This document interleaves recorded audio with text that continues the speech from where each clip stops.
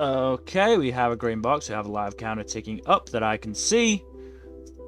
That means we're live, and that of course means welcome back to the Storytime Network. We've had a couple of weeks off, but it's time to go back to the D&Ds. Kato, take us away with the recap, because we're probably going to need it. So, last we left our heroes, Aldane, the half-elf paladin, Daron, the Genasi rogue, Seamus, the half-elf bard, and Felix, the legend painter. The four of you, plus Tora, were putting in the rest of the stuff involved with escaping the prison. Darren had to deal with the prism that involved the cuffs that were inhibiting your magical abilities. Tora was wafting the smoke away from the incoming fire on his own. Seamus just sort of stood there. More or less, I was frozen. Aldane also kind of just didn't really do much apart from looking out, I guess. And Felix was sort of giving help to Dairon. But eventually you dealt with that and you got out. You got to the exit via the sewers. And yeah, you were free. But as you continued along and tried to escape, you came across a clearing and you got to see the dead body of Face Scar on the floor with a great axe in him, as Zaris had intercepted the warden, in quotations, and demanded that Aldane and Tora fought him with no interruptions. Which the rest of the party did, to be fair, uphold. And Aldane put a very good showing on, such as a crit smite, which then led Zaris to do a crit smite in return. But as things were getting dicey, as Aldane was starting to lose, Akrura came in with the save and held him off. And basically stunned him with like a spine punch. Not that the punch to the spine was what stunned him, but Akra just punched him in the spine anyway. And yes. So I'm gonna say, like, Tora is kind of like got Aldane round the shoulder and just sort of bringing him along as you guys are sort of running away. Because I forgot, hasn't Aldane got like failed death saves as well? Yeah. Two failed death saves. Yes.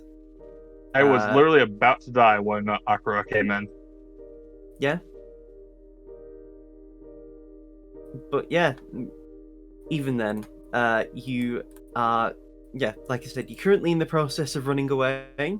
You see, just Akira waiting for Zaris to sort of come out of the stun that Akira has induced upon him. And I also forgot to mention, because it did actually come up in last session, before Akira did the punch, you saw him take on a sort of draconic appearance. Like he was some sort of humanoid dragon for like a split second. You have no clue what that would be, really, because you've never seen him do that before. And, now's not the time to really ask him. Yeah. Not got a lot of time. So I'm guessing you all just like are sprinting, right? Yeah. How long do you guys Basically. want to keep running for? Like, do you just keep going until you are completely out of sight? Because if that's the case, I will be asking for con saves. You could also just find the nearest place that looks like it'd be good to hide out. And then at that point, I'd ask you guys to do survival to find a place. Or you guys could just casually jaunt. It's up to you. Maybe casually jaunting is the way to go. I mean, there is still the burning prison. I do And there have probably might be people who come to check that out, I will say. Sorry, Mill. I do have Tiny Hut if we need it. I would appreciate Tiny Hut. As Tiny do Hut sounds I nice. believe.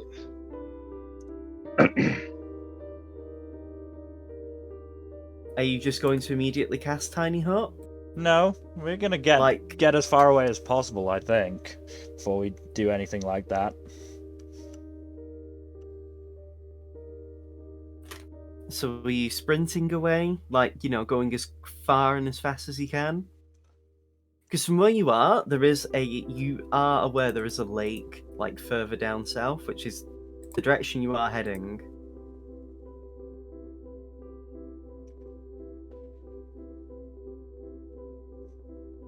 Would the lake not be the place where they expect us to go? Maybe. It's up to you. I mean, there's nothing saying that you can't check to see. To see if anyone is scouting that area out. You don't know if Zaris came with anyone, he didn't say.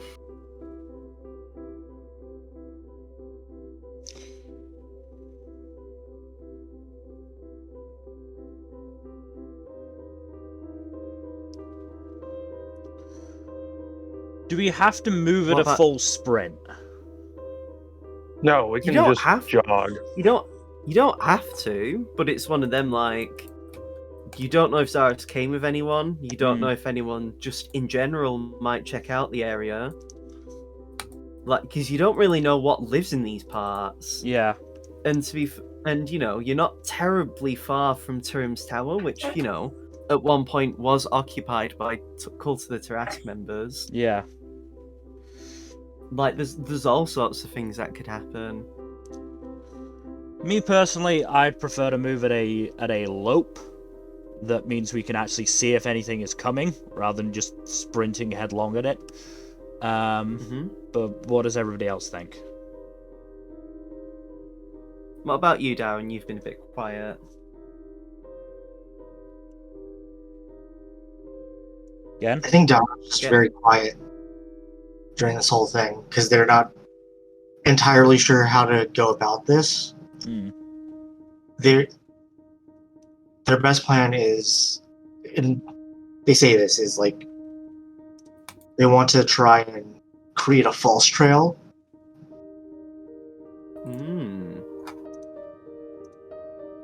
Like lead them away. Yeah, so like Dairon Seamus creates is of a the very same mind. noticeable trail while the rest of the party kind of goes off. if- It meets up back with them If later. you want to try and do a fake trail, I would say that would be survival. Could I help Dairon on survival? Oh no. Are you proficient in survival? Let me look. Oh no, it's I'm obviously not. nature that I was proficient in. Oh, thank God. I don't think any of you guys are. No. In I'm fact, not. the only one who's proficient in survival is Tora. And so he does actually look to you guys and say, "How about I do the fake trail?" That would be appreciated. Maybe I can try and hide our current trail using stealth. He just shrugs. As in, this is out of character. This was like as a Oh, player.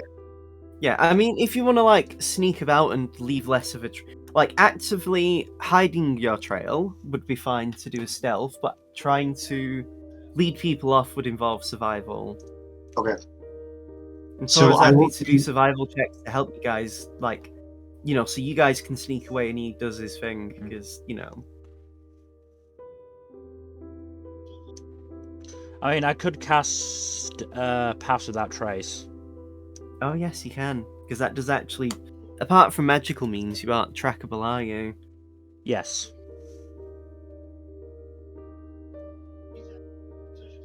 I feel like that would involve less skill checks. So yeah, I think that would probably be easier on you guys. There's less margin for error. Yeah. I mean, that with Tiny Hut will mean I'm down to a single spell, but I Fine. will say, tiny hut is visible, so It's more a safe place for like 8 hours. yeah. I mean, whatever's waiting for you will have to deal with you guys being fresh and ready. Hmm. It's up to you. I'm we not can- gonna. I'm yeah. just letting you know your options and reminding you what you can and can't do.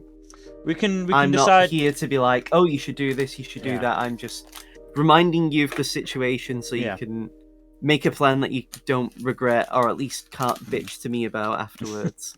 That's Okay. the real key. You just don't want I'm- us to bitch. I'm not here to have you bitch at me. I'm here to remind you what you can and can't do. Is Yeah. all. We can leave the tiny hut discussion for when we stop, and we can make that decision Yeah. based on basically how far away we are. I was gonna say, there's no point if you can't actually find a place to rest at. Yeah. So, but pass without trace, I think, would be the best move to begin with. And You honestly, cast it that then? yeah, and that honestly means that Tora doesn't necessarily need to make a fake trail. Yeah. I mean, the thing is, the one who mostly needs pass without trace is Aldane, because he's the one out of you guys that actually has a negative to stealth. Yeah. Because Tora isn't in heavy armor, because I mean, barbarians actually can't use heavy armor for one. But he also just doesn't have negative dex. He actually Yeah. has a positive. Yeah. So you cast pass without trace, right? Yep. You all feel your move. You feel your footsteps a lot quieter. The crunchy leaves from this time of year suddenly feel a lot less crunchy. Right. Take that down. Okay. I guess in that case, like, I'll take the rear and like try to hide our trail as we go forward. It'd have to be Thingy that does that, Tora, because the stealth in general just mean you are making less of a trail. There's not Okay. anything unless you actually have survival. There's not anything you can do to really help. Okay. I just want to know if there's like anything I can do to maybe I help mean, you can. Aldane. I mean, you can use your perception to actually see ahead. Okay, Yeah, then I'll do that. Because you are in a forest as well, so it is quite dim. Yeah, I think that's your best bet. Again, is making sure we don't walk into anything. Because Okay. you don't forget perception and also seeing is hearing. So just even being able to hear, like, oh, there's people talking ahead, or there's footsteps, or Yeah. Tora can take up the rear and just do survival checks like this. That's survival 12. Considering you aren't like really moving, are you moving at your normal pace? I'd say so. We should be moving at Yeah. a normal pace. So he's mostly just like he's picked up like a bunch of leaves, and he's just sort of dropping them on the ground as he's sort of walking by. There's barely much to really hide anyway, so that 12 isn't actually that terrible of a roll. Yeah. Again, unless someone's magically tracking you, which at that point you can't do anything about.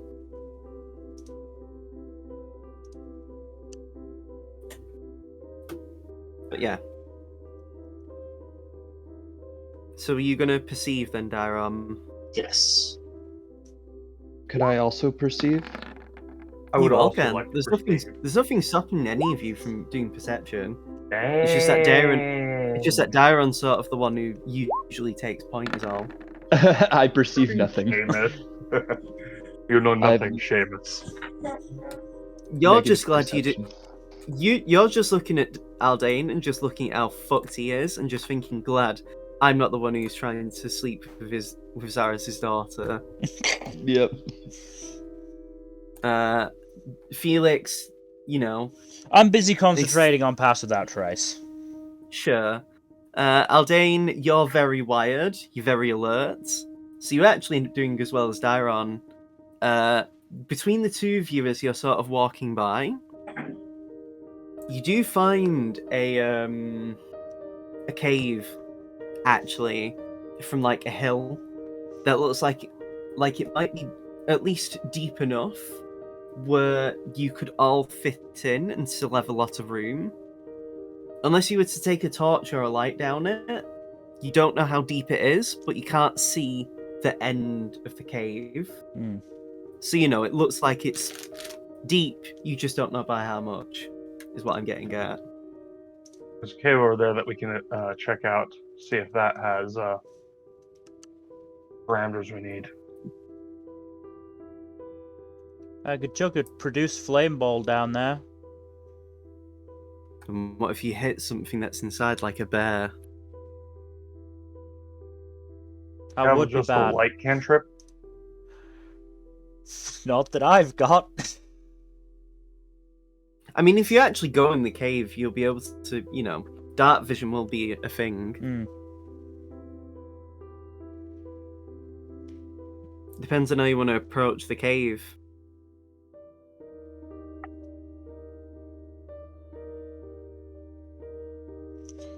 I'll leave it up to you guys. Let's get closer to the entrance before we do anything else. Oh, I'm basically blind, so I'm gonna follow your guys' lead on this. You have dark vision. I think he was more meaning because I the perceive perception nothing. score. I mean, I perceive nothing. My head is empty. The perception doesn't mean you can't do anything. It was more just finding stuff ahead. Like, it doesn't stop you from seeing and stuff. Don't worry. So yeah, how are you approaching the cave then? Are you just going up to it, or are you cautiously approaching? I think Dairon pushes, says, "Hold up, I'll sneak up." Give me a perception. Give me a stealth check then, even, not perception. Do I get past without a trace or no? Yeah, pass without trace is in effect. I'm not gonna have Mill have wasted resources casting that spell. 26. That's 26. As you're sneaking by, and I will say, as you sort of come out of the forest, you do see the cave is in a bit of a clearing. There even seems to have been bits of disturbed grass where it looks like the area has been walked around quite a bit. Across to your left and right, if you look both ways, you do see dirt paths where people have walked by, probably even maybe using this cave once before. But you don't hear any sounds apart from just the local wildlife, birds and whatnot. But as you get to the cave and you look down, do you perceive down the cave? Yes. Yeah, go for it. Can I redeem myself? 13. Yay! You're not with Darren though, are you? Oh. Oh, That was a Dylan. redemption roll, though. It just made me feel good. You can enjoy dopamine anyway.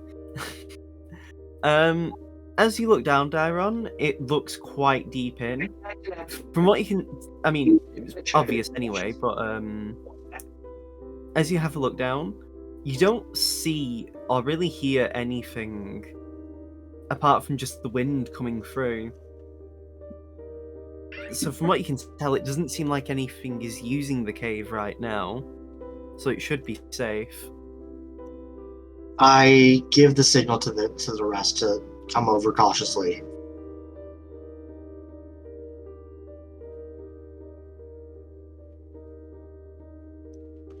We will. I'm good. And then I go inside. Hello? Hello. Hello. Yeah. Hello. So, Hello, as the rest of the hello, party approaches, and as the rest of the party approaches, you all look around as well, and you can't tell there's anything wrong.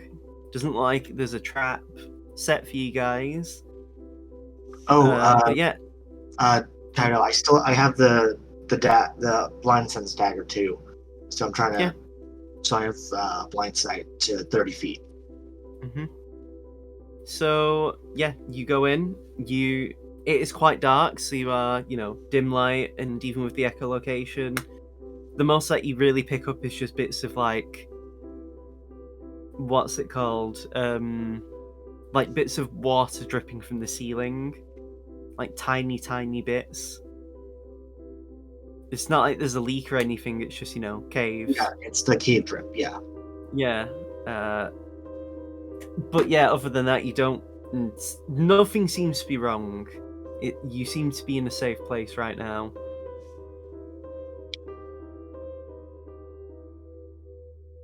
Try to find a cozy corner.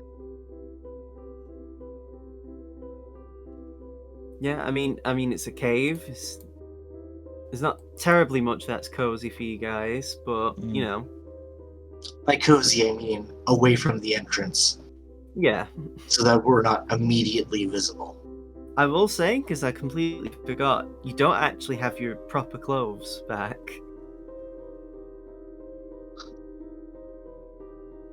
It was all of your actual stuff you got arrested in is back at the prison. Well, we didn't really bring any of our important stuff to prison with us, except for what we snuck in. Yeah, but what I mean is that an actual change of clothes you don't have. True. You're all still in your ugly prison clothes. Also true. Oh well. Crimes of fashion aside, We'll have to get new clothes at the exchange points. or at the very least, we'll figure something out. I mean, it's going to be hard getting clothes considering we're supposed to be wanted people, right? Yeah. We'll figure it out.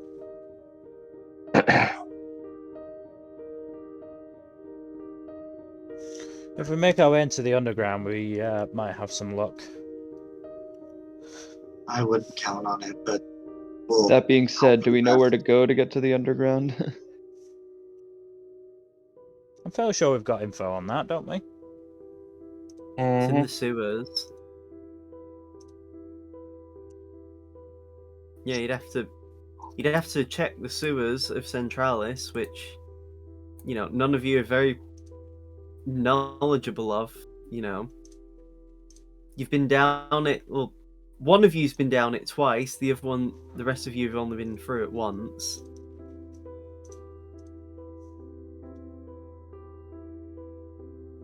It should be fine.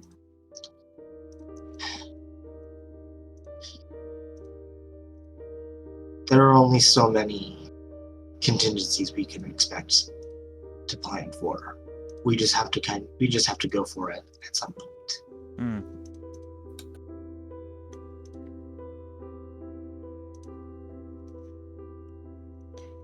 So, do you guys decide to rest up then?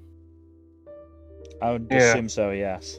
Can we take a long rest, or does it have to be a short rest? Yeah, you can take a long rest.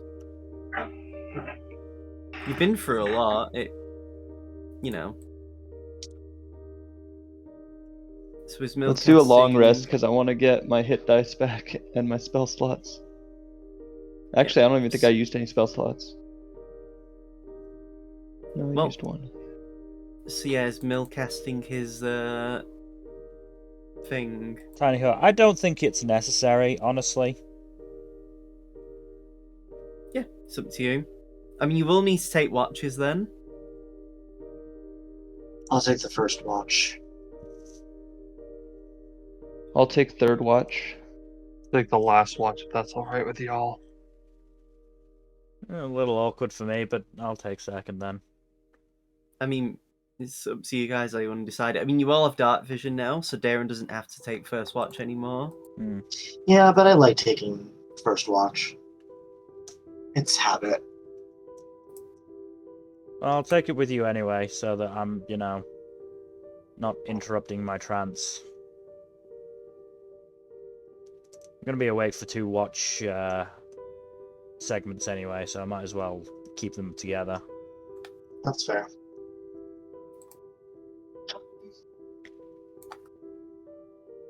So, as people go to sleep, I want Mill and Dairon to give me Camille and Darren. Felix and Darren to give me their perception roll for the watch.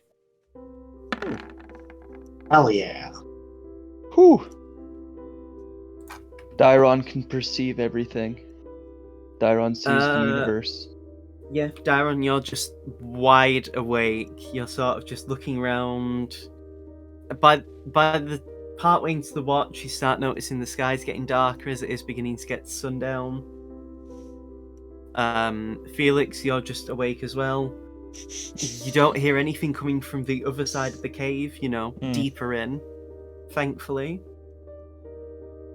And you don't really see it, apart from like a couple of deer or maybe a hare, you don't see anything going by the cave entrance. And even then, they're not actually going by the entrance, you just see them, outside. Yeah. You doing alright, Felix? About as well as the circumstances allow. I'd feel a lot better if we can find somewhere to buy some ink, or just get some ink, but I should still be able to cast some spells. Okay. I also wish I'd put my armor in the bag of holding, but I really didn't trust it at the time. To be fair, I don't think any of us. There wasn't a lot we could. There were things to account for, and there were things we couldn't. Yeah. There was a lot we couldn't. I always feel a little bad about burning the prison down, but honestly, it could probably use a lick of paint. Honestly, it could use a close. This might actually force a closer look.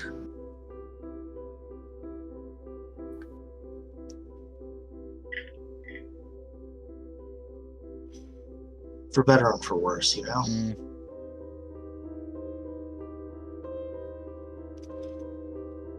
I mean, with Face Scar as the warden, I doubt they got much of a renovation. Yeah. And I'm sure there are a lot of prisoners who were harmed because Some prisoners were harmed in the making of this film. I'm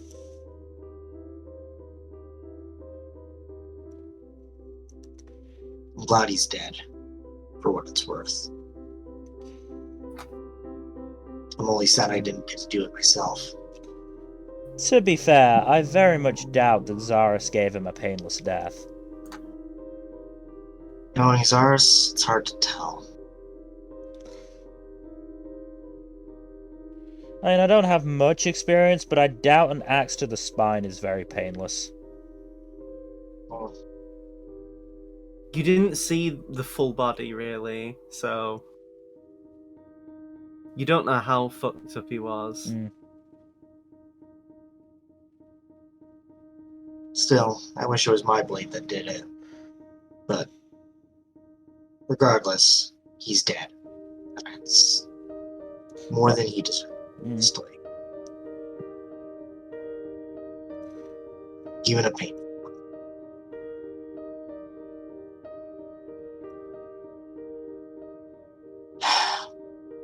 And we made sure Achuaka didn't get out. It's probably for the best. Yeah. But, what's his face got out too? I don't trust him. Hauka. Yeah. I guess we'll see. Push them shove, we take him back in ourselves. Yeah, but his monk abilities are concerning. And we get Rua to hard counter them. I'm sure we can do it. After some rest. Yeah.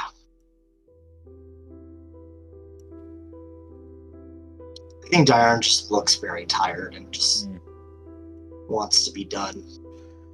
My brother in Christ, you chose to stay. You chose to do first watch. No, I feel like they're just kind of done with all Yeah. Yeah, I know. But yeah, that's all. I just wanted to kind of get a conversation in. Yeah. Once we get get our names cleared, we can go on a long holiday. Maybe use those spa tickets I haven't had a chance to use yet. That'd be nice. But I doubt people are gonna give us a wide berth regardless. Even if Felix, give me an intelligence check. Oh no, have they expired? Oh no. Apropos of nothing, just make one. 15? You remember seeing an expiration date on the ticket. Oh no. You haven't checked in a while, but you're a bit worried. Oh no. it's fine. Worst comes to worst, you and I just go to the arenas again. That was for That was a festival thing. Yeah, but Darren's just making it Yeah. crack. Push comes to shove, I will pay to get into that spa. Cheers to that.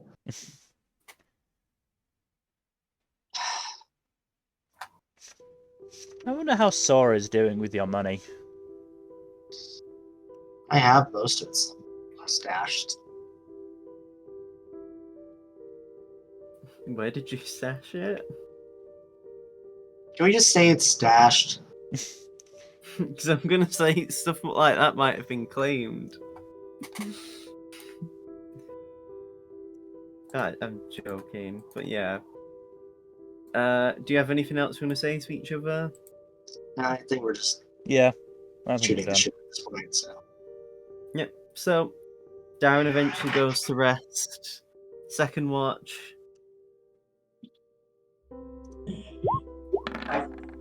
That's also you, isn't it, Seamus? No, that was me. Yeah. What if third. I think I'm doing the third. Yeah, that was just me. Oh yeah. I mean, Tora's around, so he can help. That's fine. Yeah, that should do it. Not great. Bit less. I say a bit. So good, less good. Terrible wording.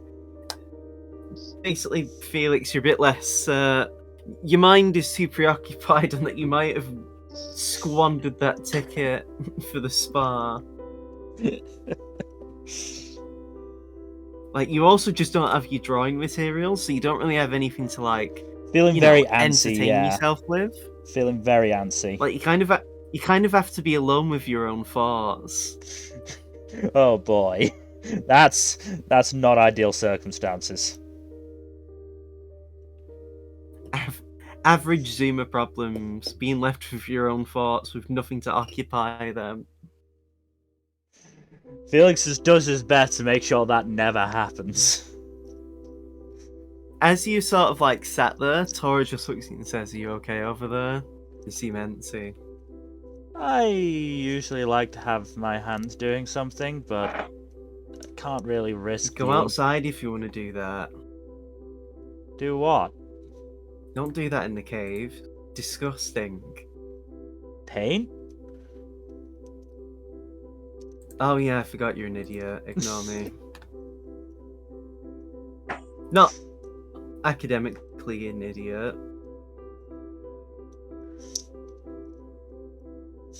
Felix is still Anyway. confused.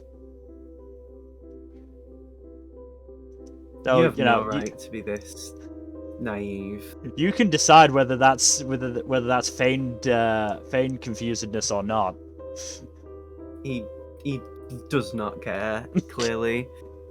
By the time I was 15, I was already beating people up and taking their wallets.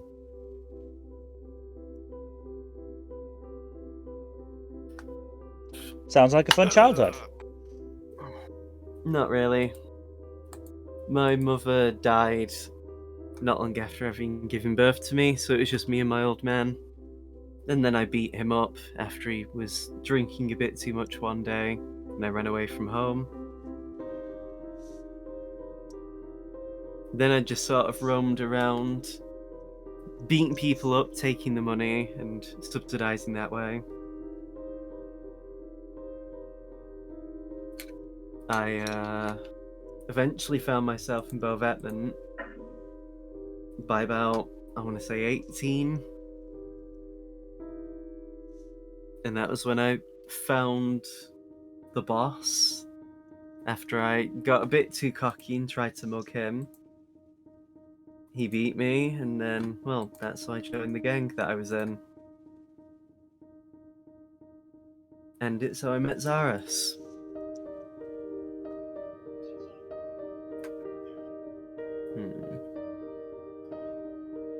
Well, you're out of prison now, and you get to have some fun, eventually. And you got to be on Zaris for a while, right? Wasn't good enough. I could tell he was toying with us.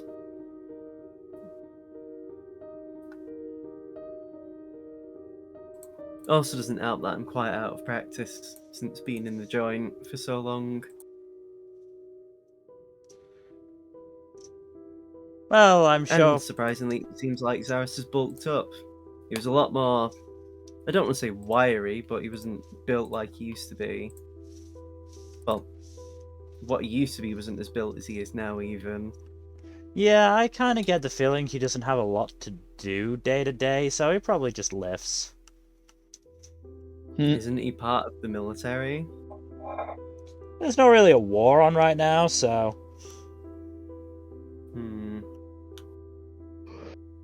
He's mostly around as a deterrent, if I'm honest, so... Not really much for him to do. There was that one time he... Oh wait, no, I'm not awake for this. You just wait. You just say it in mid-sleep. You're correct. As you're in a dream, and then just immediately go back to sleep. Yeah. I wake up. What about the time he saved us from the Black Knight? And then just immediately start snoring. Yeah. He didn't save us from the Black Knight. Yeah, he didn't. Trask. That's why he was asleep, because he doesn't know what he's talking about. Yeah. But yeah, he just shrugs. Well, it's nice that he's got to live this cushy life, and I've been in the joint for nearly 2 decades. Well, put it this way, if Aldane has his way, Zaros will be tortured with the knowledge that Aldane is married to his daughter for the rest of his life. That doesn't really do much for me. I don't really care. It'll torture Zaris, because it'll probably mean that we're around more often. Imagine having to put up with me and Seamus, like, every day. Doesn't he do that anyway whenever you're in the city? No, we kind of try and stay away from him. It sounds like you're just cowards at that point, then. I like life. Aren't you strong enough to fight dragons and shit? Why are you scared of one man?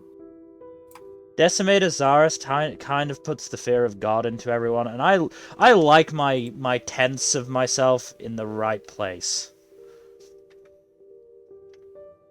Shakes his head. Look, I'm sure as the 4 of us, we probably could fight him and maybe win. I mean, it wouldn't be worth it. You saw Aldane now dealing with Zaris, and that was 2 of us. At the end, I'm out of practice, and Aldane didn't have a weapon in his hand. And now, be honest, it looked like Zaris was already halfway there to being beaten. We probably could beat him. It wouldn't be worth it for what it would do to the kingdom and Aldane's chances. Chances with who? Oriana. His daughter? Yeah. I mean, who's to say it has to be a fight to the death? It doesn't have to be a fight to the death, but if we do it 4-on-1, things will go badly overall, I feel. I mean, yeah, for Zaris at that point. Any fight's fine under the right context.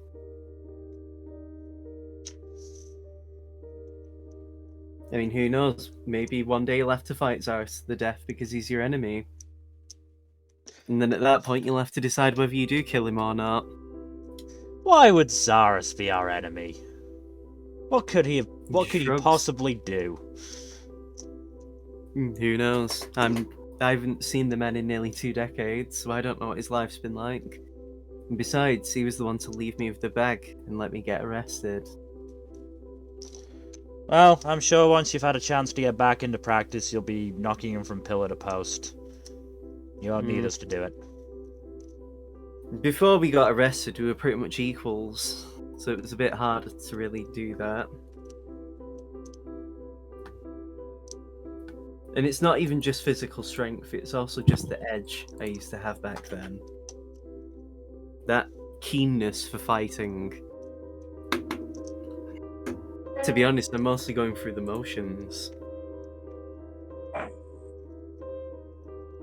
Well, I'm fairly sure Centralis has some sort of fight pit you could work your way through. It's not the same though. My skills were born and bred through knowing that every fight I could be in would end with a knife between my ribs, and knowing that no one would miss me if I did die. We've lived very Every different fight I did- lives. Every fight I did go in, I always expected to die. And hey, when I was raised in the gangs of Bovetman, it's even more drilled into you to be sort of seen as a tool. I wouldn't be surprised if that's why Daron's the way they are.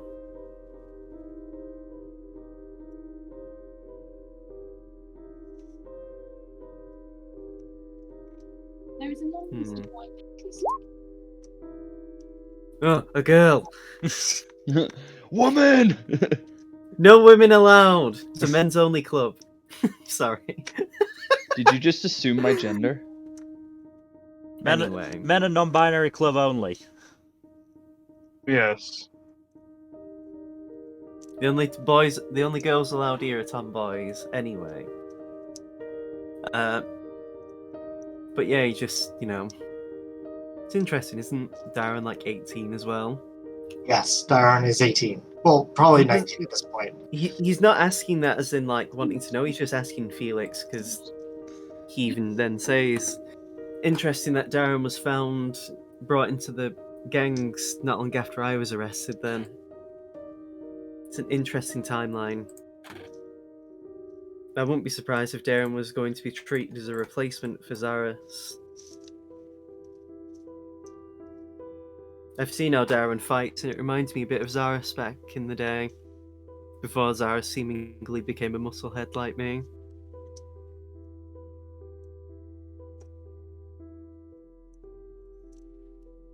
Hmm.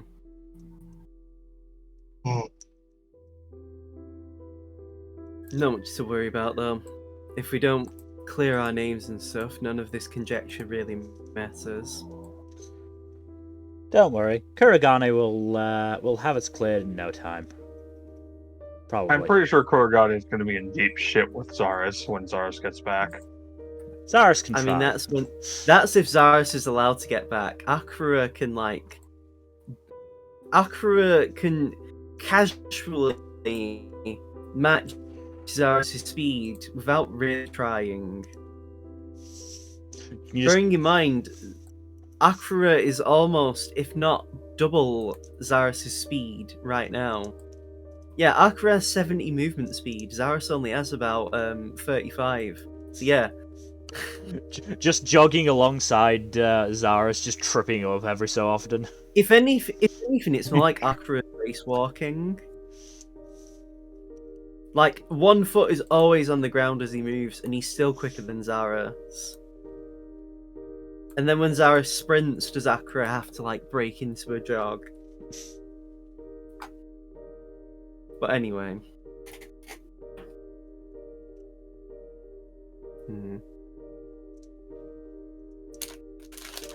So, what's Tenoyama like nowadays, actually? I haven't been to my homeland in so long. There was some issues there. The Osaki clan got sort of taken out by the Akahanes? Yeah. Akahanes. Yeah. Yes. Yes, Mill. Specifically, the younger brother, Hanakoma. Kind of a dick. He's gone now, though. Oh, very interesting. Politics was never my deal, but it was the Akahane family that stopped me from becoming a teacher, or at least having the desire to be one. Well, They ruined a lot of families, including mine. well, not to worry, they're not a problem anymore. Seamus dealt with them. Good. They were asking for it for a long time. Also, the Pixel, Hayato, good dude. Very good dude. I've heard good things. Well, terrible things from the Tenoyama criminals, but if anything, that means he's doing a good job. Do you ever hear of a pair of, Onis called Akito and Okita? Okita? Yes, I did. Well, one of them's in jail, one of them's dead. Good. That's good to know. Apparently, one of them was going to be transferred to the prison we were at, but they weren't able to make the cuffs to fit their wrists, and it would have still meant they would have their physical strength unchecked. Apparently, they were going to give me a deal that would have me pit me against them to keep them in line, but I said no. Well, that was probably Okita. We killed Akito. I mean, it fine. really doesn't matter either way.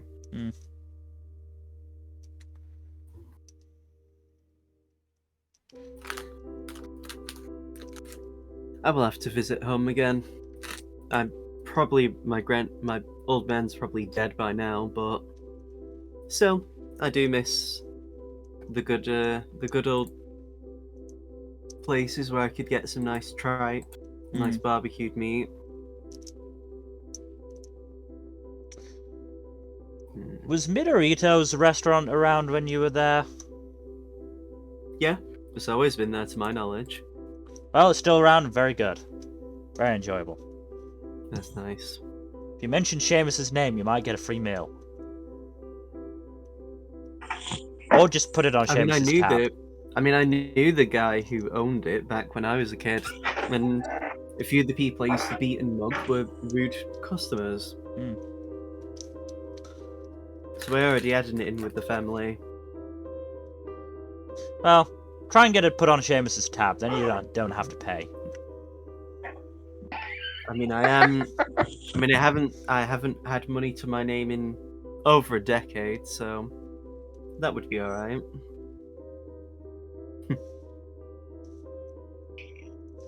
Honestly, wherever you go, try and get things put on Seamus's tab. It'll get his name out there. You're fucking dicks. I don't know. He seems a bit too much of a philanderer to really rely on his good name. I mean, his good name has nothing to do with it, considering it's barely existent, but, you know. Oh! Wow, guys, just fucking pile on. Felix is being spicy today. I can't tell if it's just he's trying to make sure I'm paying attention or what. Who knows?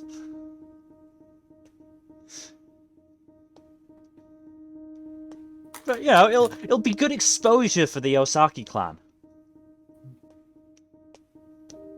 I mean, at this point, he'll die of exposure if his name gets any ruined.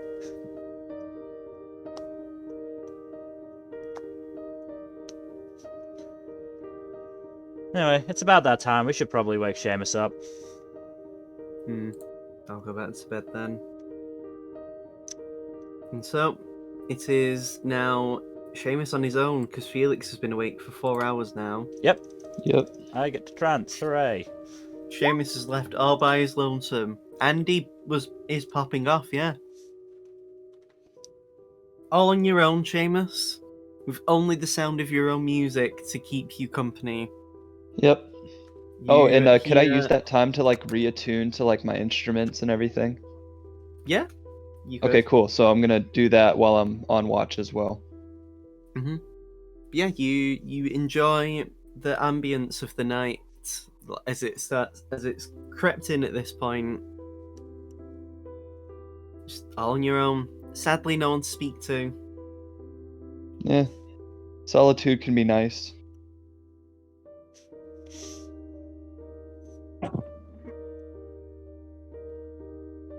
Yeah. There's not really much else to say, unfortunately. Seamus yeah, enjoys the solitude and just kind of like quietly strums his instruments. Indeed. As the night rolls on, time passes, and eventually it is time to wake up the last member of the group.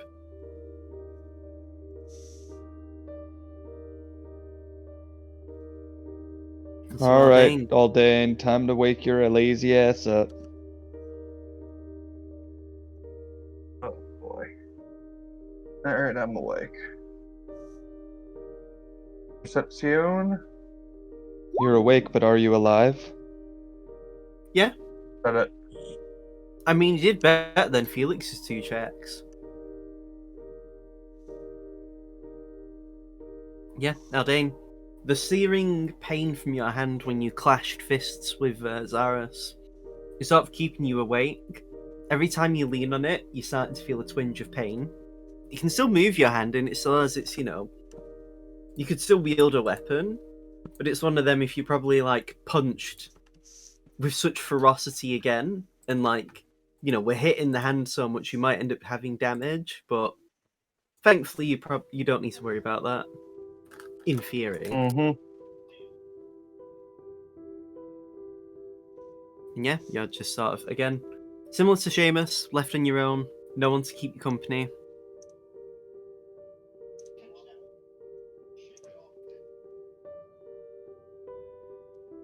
Aldane rummages around in the bag of holding, see if he can find a book. What did Felix do with his books that he stole? Would he have put them in the bag of holding? Probably. You I don't don't have know, a bag. did you? You don't have a bag to keep them on your person. Yeah, I probably put the book about Pluderal in there. There was 2 books you picked up, weren't there? There's one book about Pluderal, and there was another one that I stole from the warden's office. Was that it? Yeah. There was a few. 'Cause there was 2 that I stole from the library before it mysteriously burnt down. Yeah, that's the one I meant. Because you got 2 books from there. Oh, I gave one to Darren because it was like, what was it? That was 100 it. ways to There's- kill somebody or So something like that. I found it. There was the Kenkus, the Bees, the Dragons, and the Fleshies. Left that behind. 96 ways to pleasure your lover, brackets, lovers. Now with visual aids, that was covered in blood. Left that behind. Not covered, but had bloody-ish pages. Mm-hmm. And then 69 ways to end someone's life, now with visual aids. Took That that was one. covered in, that was also sticky. And then, yeah, so you only picked 1, sorry. Yeah. There was then The Secrets of Pludral, The Lover of Hatir, an unofficial accounting of the Platinum Dragon's history. So yeah, those are the only the 2 I book. had. Yeah. Besides the I awards don't like, books, yeah. I don't like copied the name, but yeah.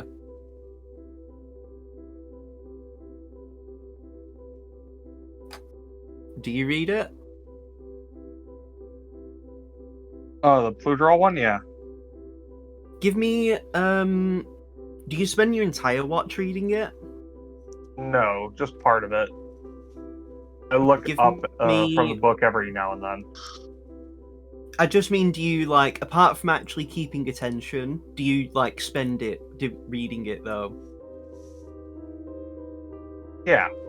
Yeah. Yeah. So give me 3 intelligence checks, then. Okay. Okay. Oh, Not better. No.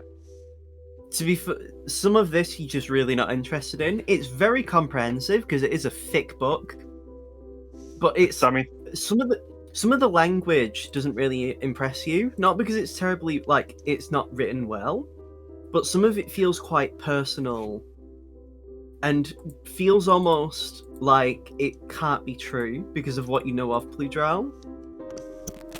Hmm. Because for one, you've never heard of Pludral being the lover of Hatayia. And you do know, because it actually mentions who Hatayia is. Other than Hatayia being the person that the planet is named after, they were considered the Omni Elf, and was basically the generation that helped create the branches of elven subraces. Mm-hmm. So it's effectively his DNA that is like your greatest of ancestors. Mm. Like they created like the High Elf, the Shadowkai, the Drow, like all of them subraces are from, if not his genes, then someone of that generation. And it goes on to say how during his reign over the planets, he came into contact with Pludral, and they basically fell in love. But yeah, you've never heard this before. Like, this is new information. Hmm. It also goes on to state before you sort of like lose interest, because some of the language gets a bit either too hard to understand, or it seems to just not be interesting for you, or just also struggling to retain the information. It says how Hatayir had a sword crafted for him, and how other elves had moonblades created. As in, there is more than one. But there was one particular moonblade that was made specifically for him, and that his closest retainers would use it in battle to then die, so that their essence would be recorded within the sword, to then basically like power it up, so that when Hatayir would finally wield it, it would be deserving of him. Hmm. But no one's ever seen the sword ever since Hatayir passed away.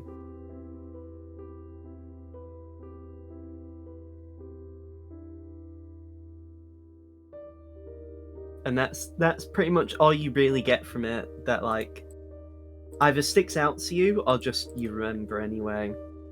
Mm-hmm.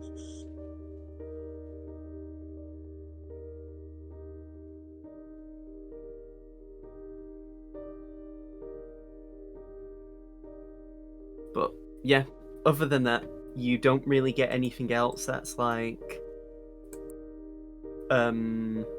important, really. Not, that's all you get to before you end up like, morning comes and you need to wake everyone up and start moving. Just as a reminder for the party, any death saves that you've had to roll have been reset. Your HP is now at max. All of your what's it called? All Spell of your slots are back. all of your resources have returned. So yeah, you're fresh and ready to fight whatever comes your way. Oop.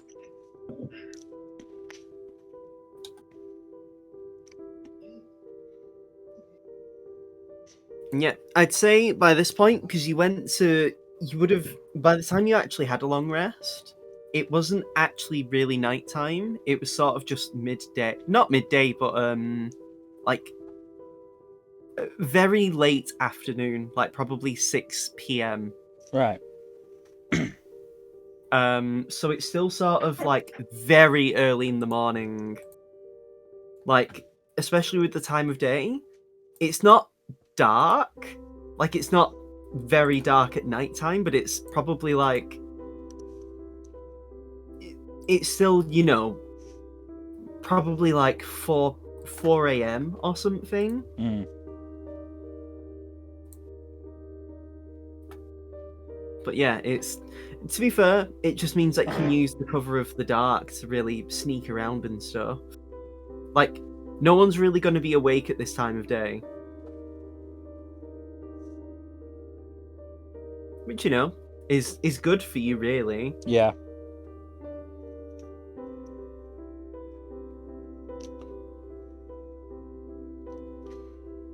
That's what you guys do. So, before we get going, just remember I only have 2 spell slots left, which means we have 2 hours max of Pass Without Trace. Good Well, we to made know. a lot of good progress, so use just 1 hour past without a trace, and then resume our trail in a very different direction from where we were going beforehand.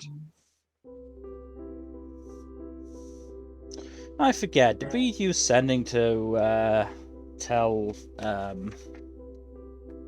Yes, we did use sending to tell Kuragane. Yeah, we did. We've got the message written out. Okay. Wanted to make sure of that.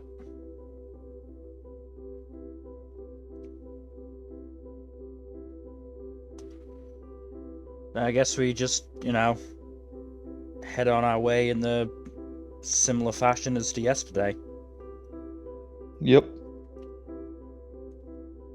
We don't want to go so fast as to not just tire ourselves out, but also, miss potential threats. It only really mattered to sprint because you were getting away from Zara's.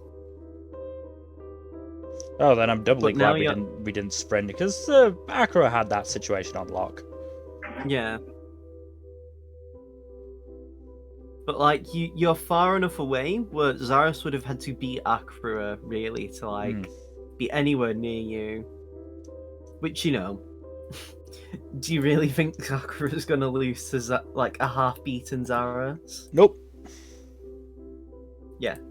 So Where did Akira go anyway?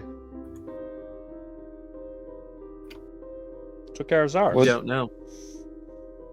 Yeah, he helped us take care of Zaris, and then where did he go after that? He stuck around to He stop probably- Zaris from following us. Yeah, that Oh, was the sure. point. Instead, he was holding him off. Well, less holding him off and more him beating him up for you. Mm. Holding him off implies a struggle, really. So yeah. The other one struggling at that point is Zaris. So yeah, then definitely just move at our normal pace towards Centralis. What are you gonna do when you get there? Hopefully find an entrance into the sewers. Fair enough. Admittedly, if we can't do that from the outside of the city, we're sort of boned, but, Are you going to be going along the road? You're gonna try and find the road, or are you gonna avoid the road? Probably best to avoid the road, Yeah. especially since Aldane's the only one who's obviously not obviously in prison garb because of the armor. You've still got prison garb, it's just underneath the armor. That's what I said. Not obviously Yeah. in prison garb. And then, how do you explain that one man who's probably got a lot of bruises, to be fair, you probably, maybe not a black eye, but you've got, some bruises. Mm-hmm. How does that explain the other 4 people who are with you? Especially one of them's a big cat man. Mm-hmm. But regardless. Yeah, we'll avoid the road. We'll avoid the road. Seems Avoid like the road.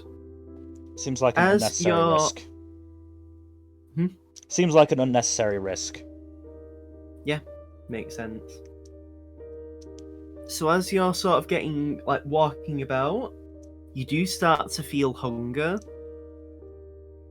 You've not really eaten since you did the plan, have you? Mm. You don't really have rations. You wouldn't have any on you right now, anyway. We don't even have ration. You also don't have him. You don't know what happened with him, actually. I'm sure he got out before the He's probably fine. Blaze destroyed the prison. Sure. He'll be fine. He's a resourceful guy. So, what do you do then, first of all, as you're walking? Because you will need to eat, otherwise you will start suffering penalties. Also, didn't we tell him we were planning to burn the prison down? Something like that. I feel like at that point we had decided we were going to do that. He's a resourceful guy anyway. After all, he was able to get you your stuff. Yeah. And also, apparently have enough of an established presence within the prison to not really draw suspicion. Anyway, as for food, can I use, like, nature to find some edible berries? That's survival. Damn. Nature would be to know if the berries are edible at all.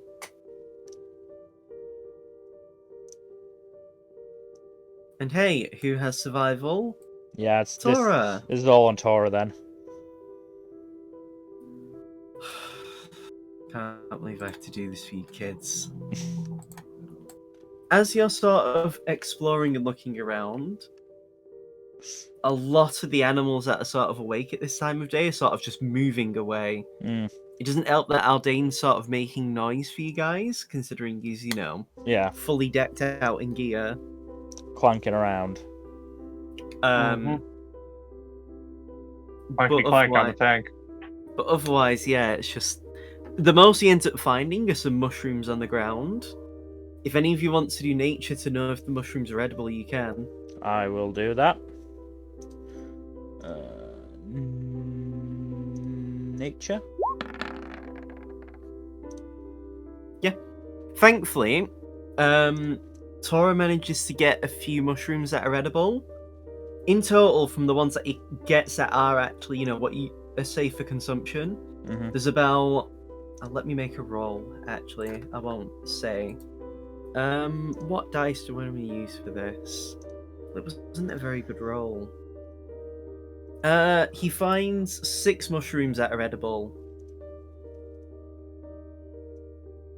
And they're not tiny, but like, it's bigger than an apple.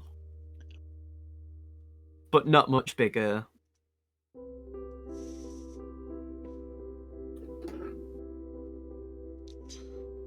Eat one each and save the last one for reserves. It's not really going to give us much to eat other than this, though. It's not very filling.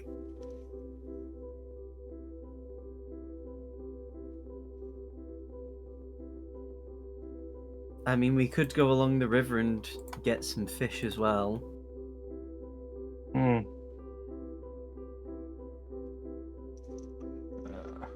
any of you guys good at fishing? What would that be in abilities? Probably survival.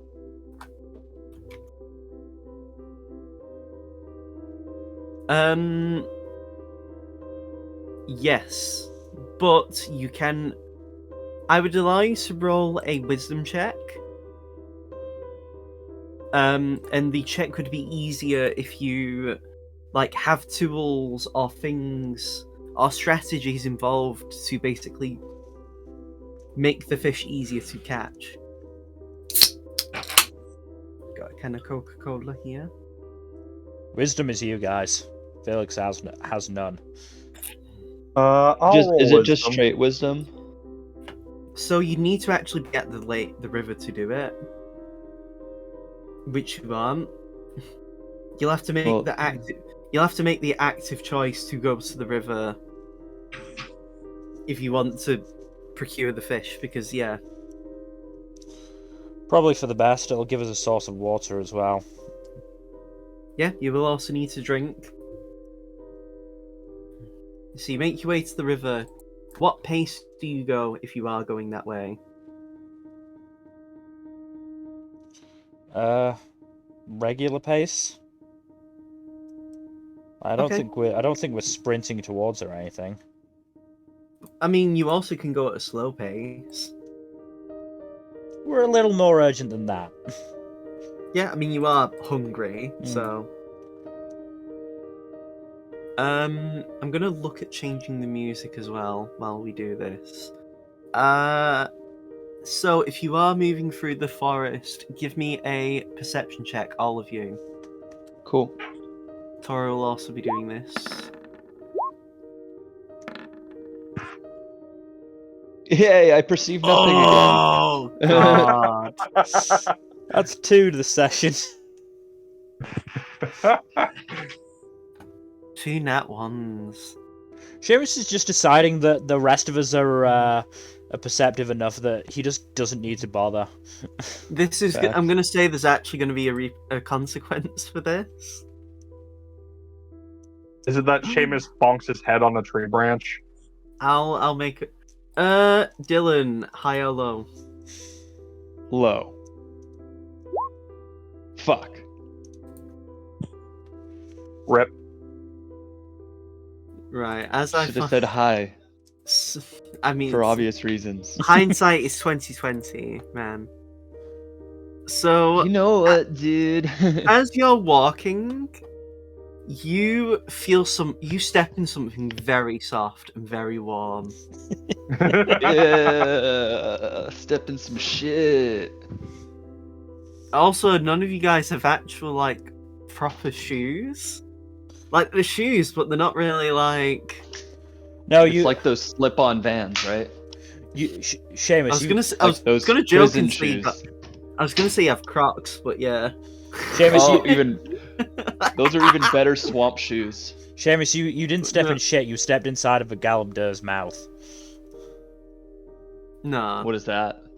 a Brock creature.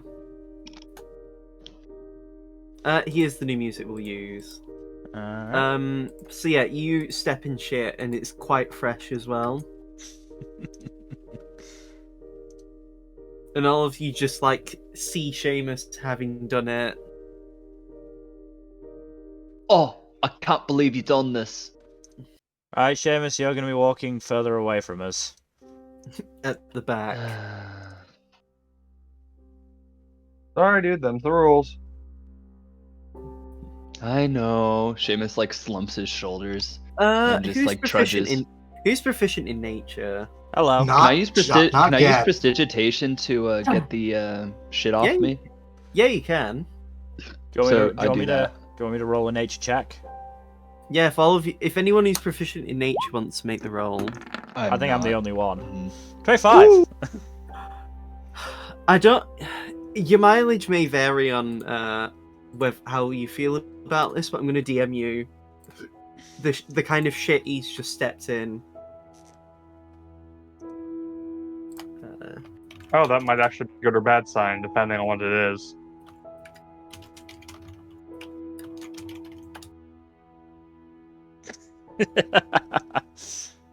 Oh, wait, that could be bad for us. What do There you you step go. in? Bear shit. Oh no. So we can Also, officially say again, that was fresh, so that probably wasn't long ago from when it came out. The bear. Well, we can officially say that a bear will shit in the woods. I mean, you don't know how close this bear is. Again, that was warm when he stepped in it, Oh, we stepped in hot shit? and it's also approaching thingy season as well. Wabbit season? You know, hibernation. Wabbit season. Season? It's approaching hibernation season as well, so it might be hungry. Wabbit season. Well, we'll just have to deal with that problem when it comes up. If it comes up. Hopefully it will. Well, until then, you continue along, and probably about a good several minutes away, quite a bit of walking, and you eventually start to hear, you Felix first, the sound of rushing water in the distance, followed by Daron. And yeah, from what it seems like, as you are approaching a sort of clearing, you do begin to see in the distance the river flowing.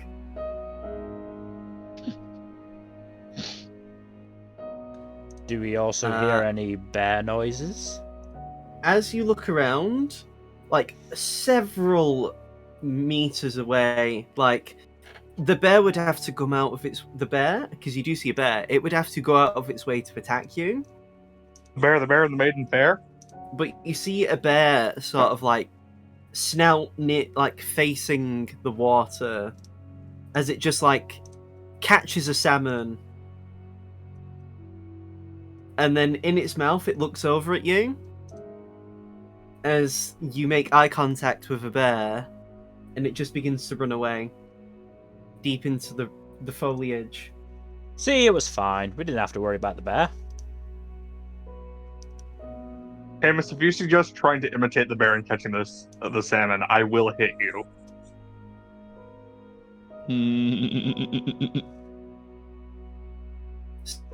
So, guys, how are we fishing for our feed? Well, Aldane is going to do a wisdom check right now. That did not How work. are you catching the fish? How are you catching the fish? Is what I'm asking. Well, we could do a makeshift fishing rod, but You've got some javelins, don't you, Aldane? yeah, we could do some spear fishing. That could work. I mean, they're a strength weapon, so only really Aldane and Tora can use them properly. Hmm.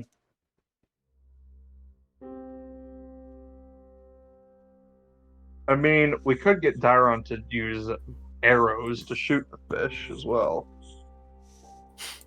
If they're okay with that. If the fish are okay with that? No, if Dairon is okay with that. Oh! I was gonna say, the myth Pronoun of issue, consensual right? The myth of Bit of consensual pronoun fishing. confusion there. The fish says Yes, no. singular to being they, not plural they. Singular they. I mean, I guess I the- could use shocking grasp Dairon. on the river and see what happens. Just throw a toaster in the water. That's all I got. I mean, Darren can also do that because they do have shocking grasp. I mean, I do, but do I really want to? Does that mean we can touch grass? I mean, otherwise, Seamus could. If Seamus finds a group of fish, he could just like shatter the fish. Although at that point, it might just reduce them to chum and like gore. Let's not do that. You could viciously Unless- mock some fish. I don't know if they'd be able to comprehend that. Yeah, fish mockery actually requires the receiver to actually be of a certain intelligence. Darn.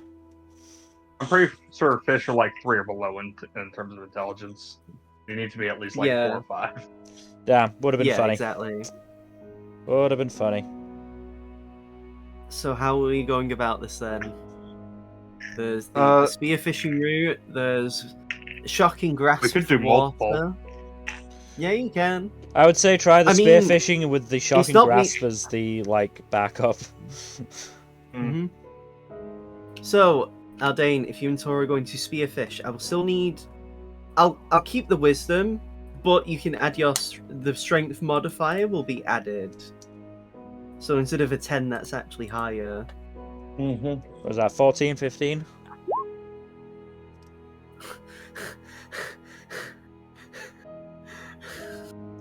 I'm going to use my What are special the- returning javelin. What are the odds?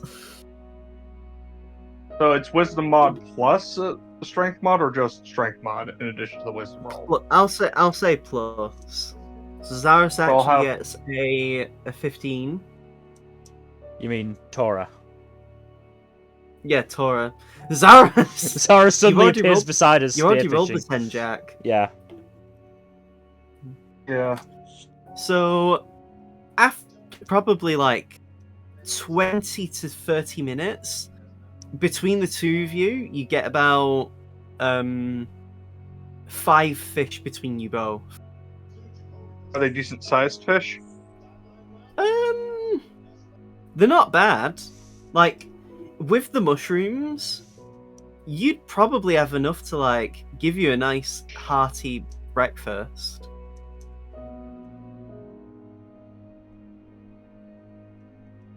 Because you could basically like cut that mushroom up, the 6th one, and like share it between the rest of you.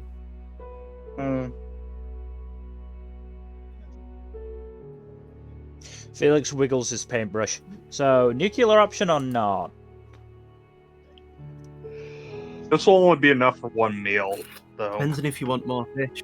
Yeah, and you will have to make the rest of your way to Centralis. And while there are some rivers, there are a lot less. Like, this is probably the most densely packed river you'll get. unless you went Turim's Tower way, which is the complete opposite direction. Mm-hmm. So you'd have more of a risk of like getting either smaller fish or less frequent amounts of fish. But you also Where have are to we? keep. Guys, on the So map. the river's there where I'm pinging right now. Oh, so we're pretty close to Centralis then. Pretty close. You're not even halfway there yet. Closer How many than we days? thought. The How many prison's days around. away? The prison's around here.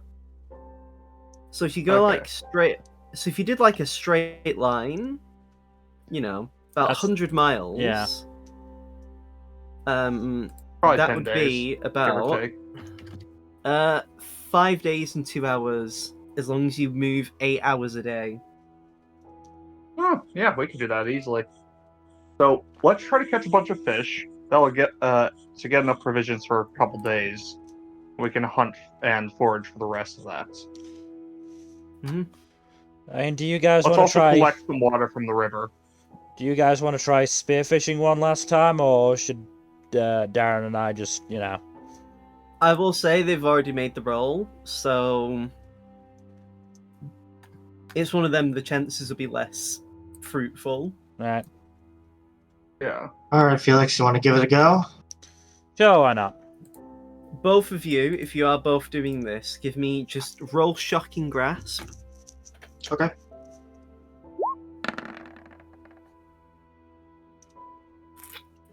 So Dairon, you're still sort of not used to doing shocking grasp yet. Okay. Like, you only technically, I don't want to say recently got a shocking grasp, but like, you've not really had the opportunity to get used to it like someone who's actually a spellcaster does.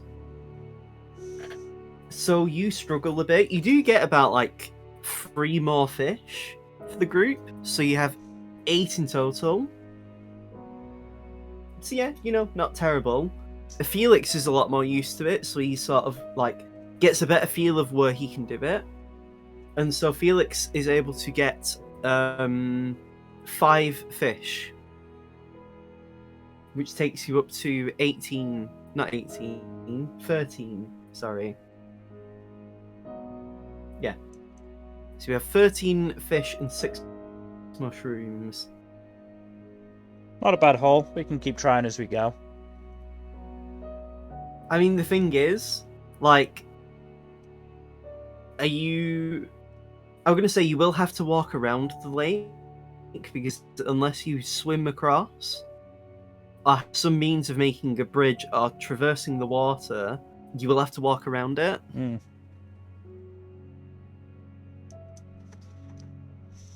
So you can make multiple. Well, I say multiple. You can make more attempts as the time goes by. But for now, I'd say this is probably the most he can get, because the fish are sort of like not appearing now, or not as frequently. Like they're wary. Well, to be fair, when I said try again, I was more meaning the survival check to forage, basically. Yeah. Rather than actually try the river. But for now, again. you could easily make like a good amount of meal, like food between you guys. I would say I can try to make a survival check, but I'm scared of what's gonna happen. I've been hitting a lot of nat ones. I will say right now, there's not really anything to forage. You're out sort of in the open. So at the moment now, it's a matter of like actually cooking your meal. None of you proficient in cooking, are you? Nope. Let me look. Don't believe so. I don't believe So, let me have a look at something. Wait, how do you know if you're proficient in cooking or not? It'll be under Because there's an actual skill. proficiencies. Yeah, there's an actual like skill for it. Yeah, no, I'm not. We're all fucked. Well, it just means we're not I'm proficient, going- so we're not I'm going to have going- advantage on those rolls. I'm gonna say to cut and sort of like debone the fish. That'll be a deception check, dexterity check that someone can help the other with. Felix helping Daron or something. Yeah. There's also preparing the fire, but that doesn't need a check. That's mostly just... Well, actually, no. Some of you guys will need to survival the sticks, like firewood, which Tora can do. And then actually preparing the food, that'll be its own check. So, yeah. So, cutting the mushrooms and sorting out the fish can be dexterity, whoever wants to handle that. You all have daggers and knives, so you already like have that part sorted. Tora will do survival now, and finds quite a few good pieces of wood that you can cook the food on, and stones as well to actually, not have a fire actually break out. Mm-hmm. It'd be bad if we started a forest fire. Yes. I assume We didn't start the fire. I assume Darren's going to be making the dexterity check because they have max dex, right? Yep, that's the plan. Yep. I'll so assist. who's helping Dairon? I'll assist. Then? So that's that. And then it's just a matter of then. Yep. So Darren, make the advantage roll. Okay, so just a dex check. Mm-hmm. Okay. 24. Mm-hmm. Like lightning, I will say, you do lose one fish, only because of you actually getting used to it, because none of you have really, I would say, have actually needed to know how to debone a fish. Mm. So you spend the first time learning, but after that, every attempt you do, perfect. How many fish are you preparing, by the way? And are you using all the mushrooms? How many fish do we have? 12. Not counting the one you've had to sacrifice, you have 12. No, that is counting the one we sacrificed. You had 13 in total. But it's 12 because you've had to sacrifice one. I'm getting confused over the wording. But yes, we have 12, basically. We have 12. Yeah.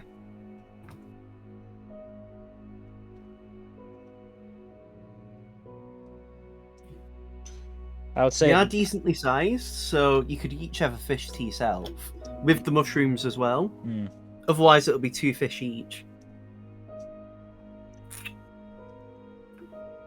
Actually, might be best to use the fish up as quickly as possible. We don't really have anywhere to, store it. Yep. So do you do 2 fish each? Yeah.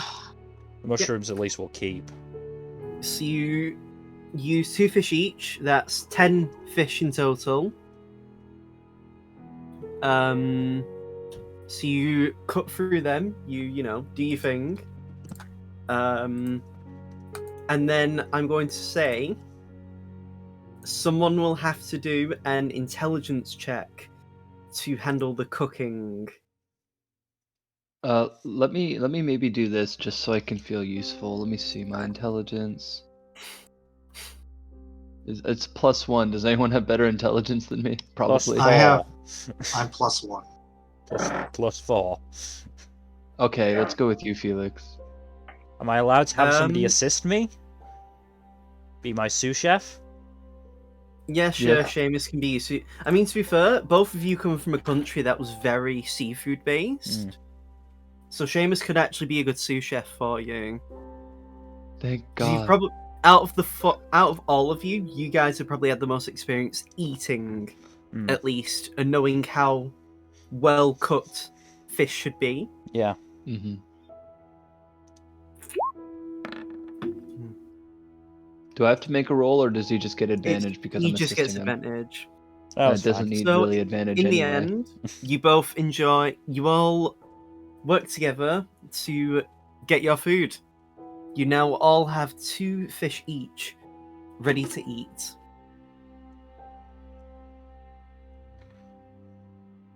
Can we eat on the go, or do we have to stop? I mean, the thing is, you'd need at least a hand to have one of your fish.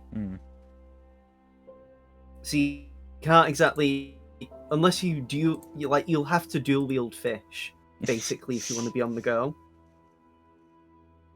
Which, means you can't hold weapons or casting focuses.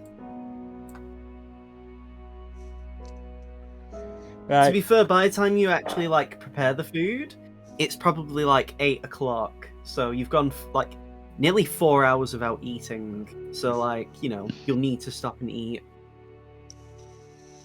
Right, eat as quickly as possible and get back on the move. We got some good sushis and sashimis. Sushis and sashimis. It's not just normal prepared fish. You don't really have the means to prepare sushi really. You don't even have seasoning. Yeah. Because the spice pouch that Aldane got ages ago, which I do remember, is back in Centralis. So you can't even salt the fish.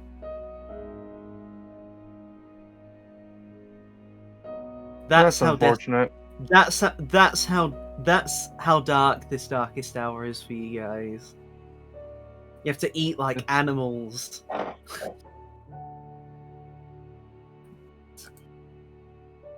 They are nice though.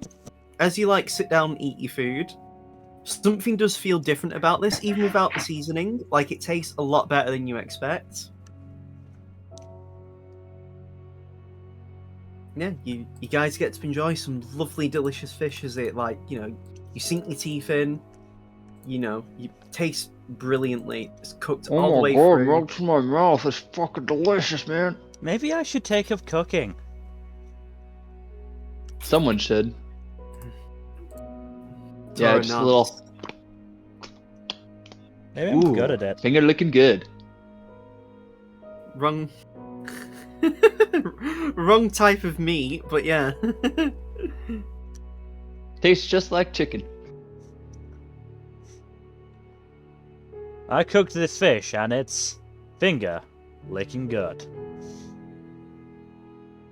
Out of character, I do want to say one of my favorite lines from Mass Effect 3 is a little side conversation you can have with Garrus. So he's like, "I've always wanted to try chicken. I hear everything in the universe tastes like it." Yeah. I'm just imagining, this is the sound that comes from you guys as you're eating your food.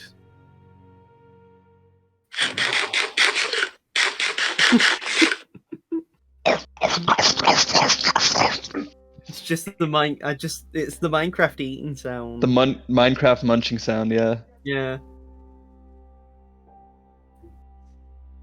Yeah, after a bit of time, you finish your food, and yeah, you continue on your way. Are you going back into the forest, or are you walking along the river? I'd say walk along the river. Give me a perception check, anyway, just, to keep an eye out for things. Can I help, or should I roll my own perception? I mean, you're all rolling perception. Not bad, not bad. Doing pretty well this session. Yeah, you're all rolling well. Seamus. I'm scared. Come on, let's see you getting that one again. Okay. Oh, darn. That's very anticlimactic. But you aren't cringe. Very nice. At the very least. You at least That's avoid roll still. You at least avoid And stepping in bad shit I don't have the highest modifier, but second highest modifier. Yeah. Yeah, that's why it's almost really bad that you keep rolling net ones. I hate it.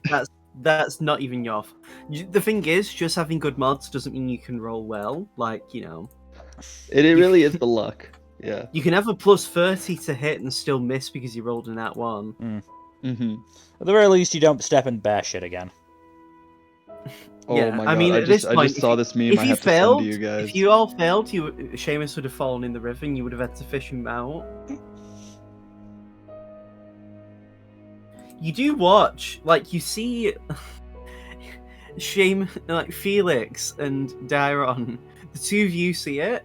You see a log cabin in the distance, out in the open, and you see a woman out on the front of her porch as a bear is facing her. She's not near it, it's a good several meters away, but you just see the bear attacking this woman's kayak,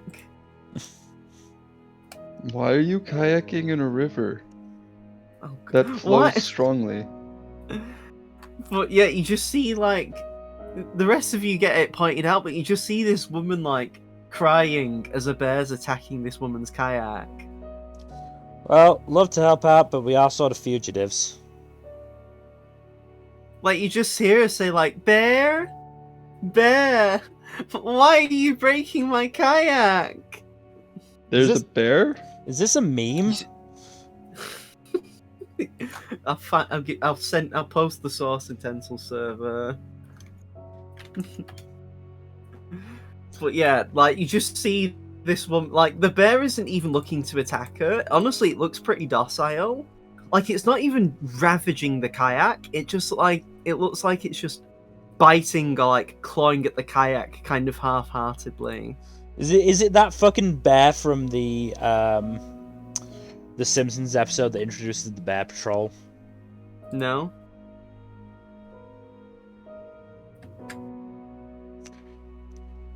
But yeah, it's just really weird. But other than that, nothing else really happens. It's just a quiet. Apart from this woman like crying as her kayak is being ruined, like nothing else really happens.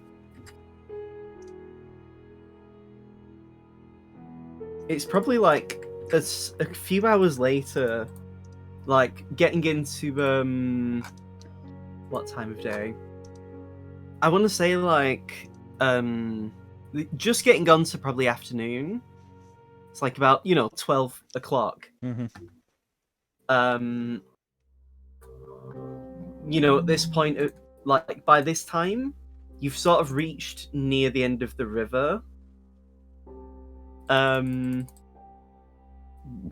Excuse me. I said to belch. And now I've got a sneeze coming on.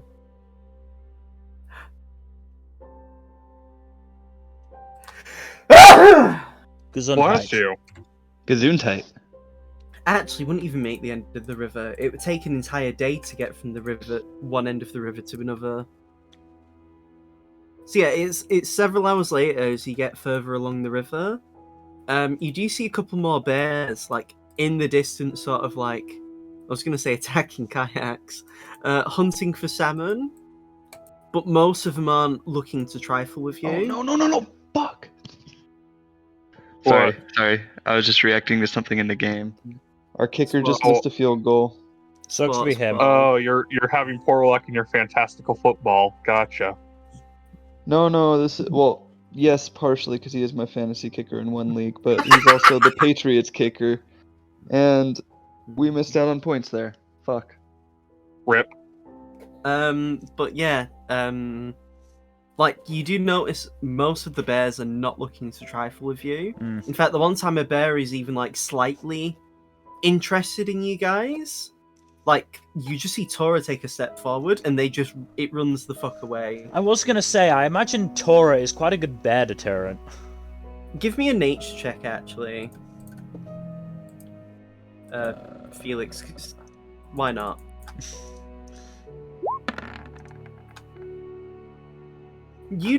Like, it's not very hard to know, but, like, bears will not attack people if it seems like it's way more trouble than it's worth. Yeah. Like, bears aren't really stupid. So, yeah, they immediately just see that there's 5 of you and, like, oh, fuck, that's 4 more than me, and just, like, run away. Maybe that's not their exact thought process, but it might as well be. Yeah. Run away! Run away! Basically, as long as we're in a group together, they're not going to bother us. Unless they're in a group together. No, they wouldn't be. They're not really pack animals. Mm. The only time you need to worry is if it's a very angry male bear in mating season, or if we were attacking a mama bear's cubs. Well, we're not going to be attacking the bears anytime soon. Unless we Yeah. get really desperate for food.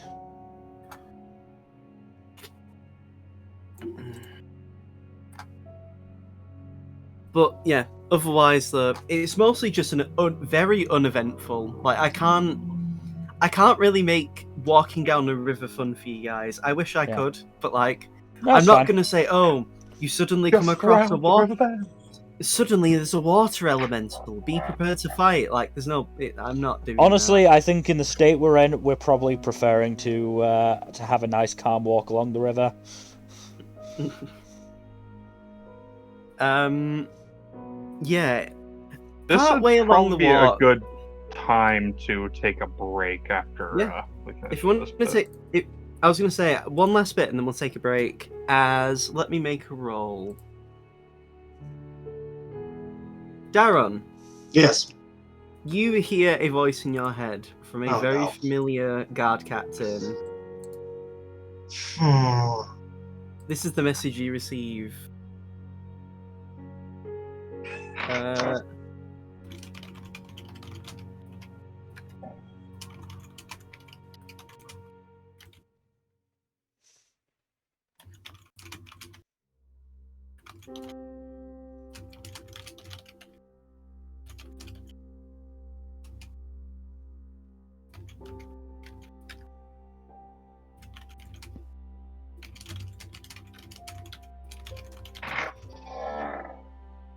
One, 2, 3, 4, 5, 6, 7, 8, 9, 10, 12, 13.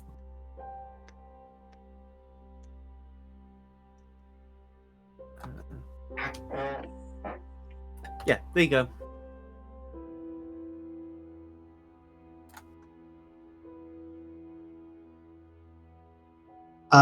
Do I know where we are relatively? I mean, you're partway along the river, like south from the prison. You don't know how far along you are, but you know you're along it.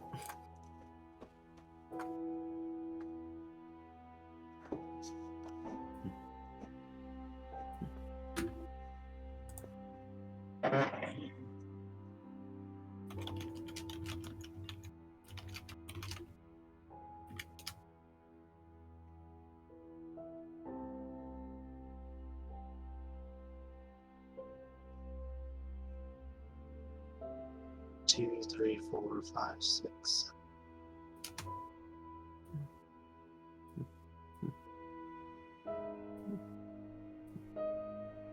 Is it Cordis Underground? Centralis. I mean, it is technically part.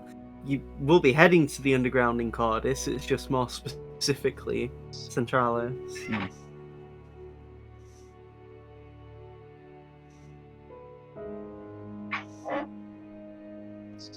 I relay whatever. I relay that. No.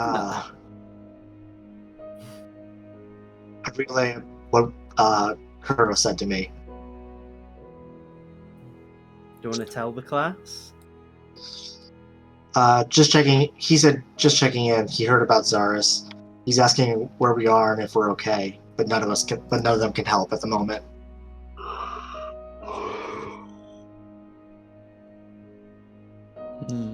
Yeah, we're doing fine for the moment. Having a nice time walking in nature and shit. Literal shit for one of you. Yep.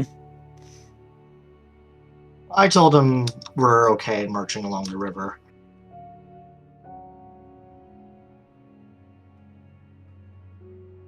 You do get another message.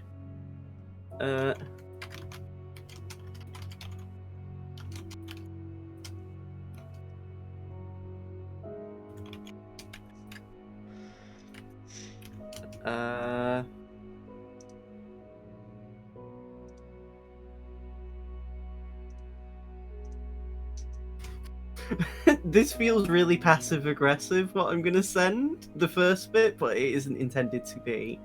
But you can. Okay. I can't make the wording sound right without taking too many words, so I hope you understand this first sentence.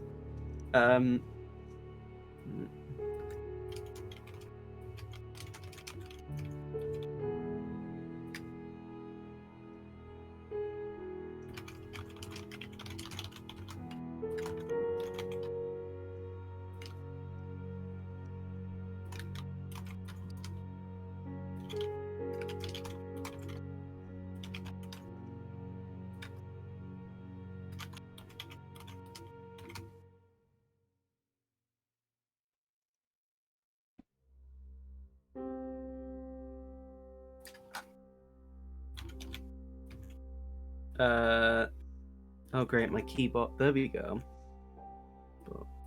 E.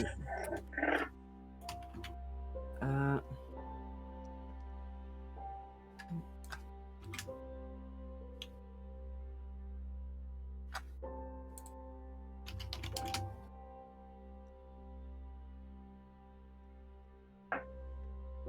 Actually, I'll change it.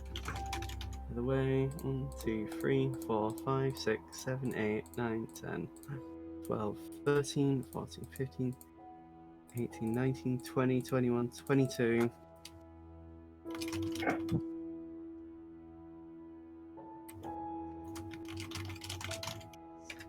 Let me count that again.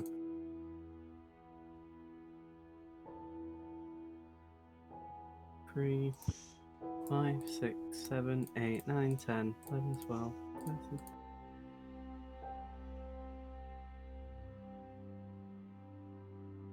Oh, exactly 25. There we go. Yeah. I'm just that good.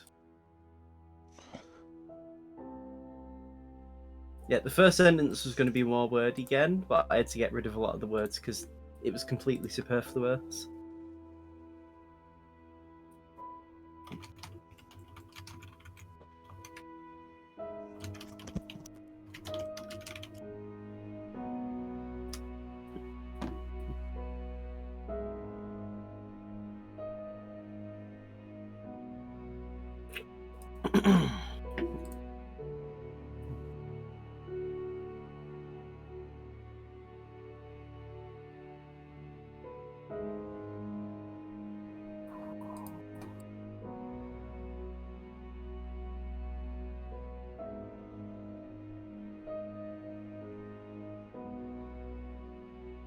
One, two, 3, 4, 5, 6, 7, 8, 9, 10.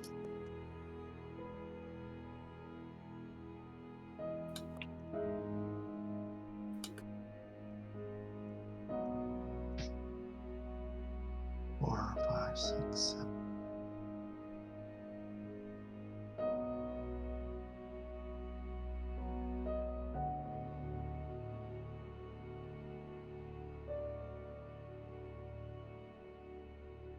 I say, Kuro says ration is fine, the city's worried, but he says the traffickers might be from the cult.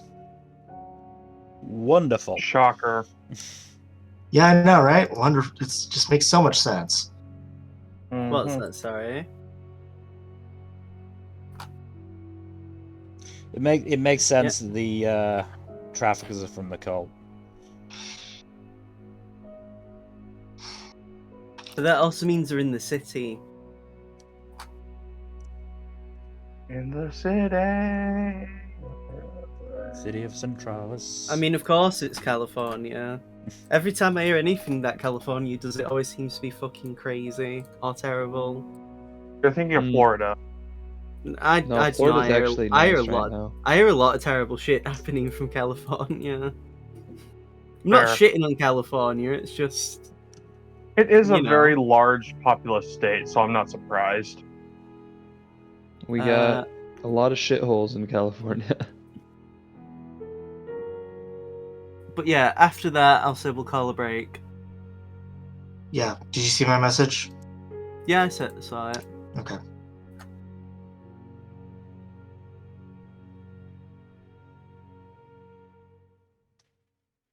Alright. Well, we're taking a break now. I am going to take advantage of that. I will Huh. be back. Could we have maybe told him about Hauke?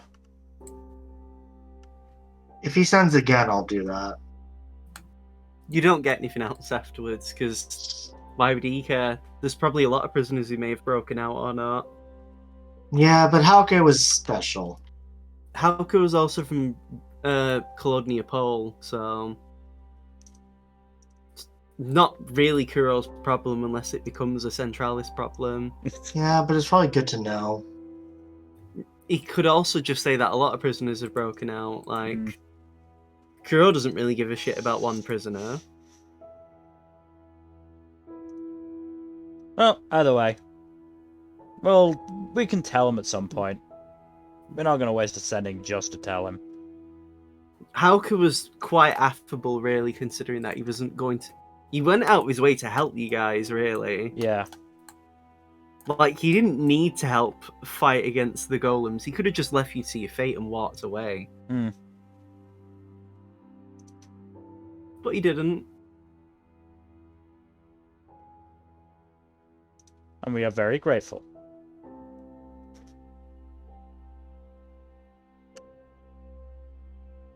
I can't wait for him to call his a debt in on you guys after him helping you. That might be a little awkward. It'll be fine. Especially depending on the timing of the favor. But yeah, it'll be fine.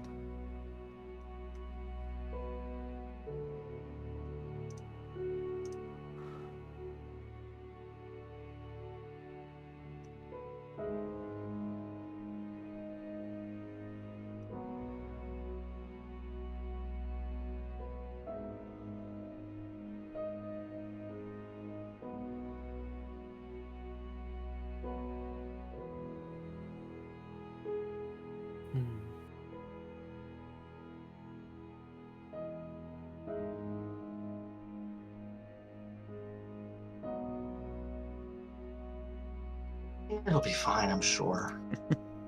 I'm sure he won't do anything too terrible.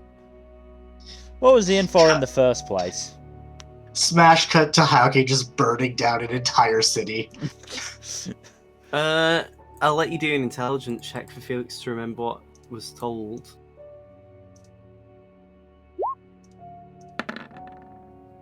12? You remember him murdering someone.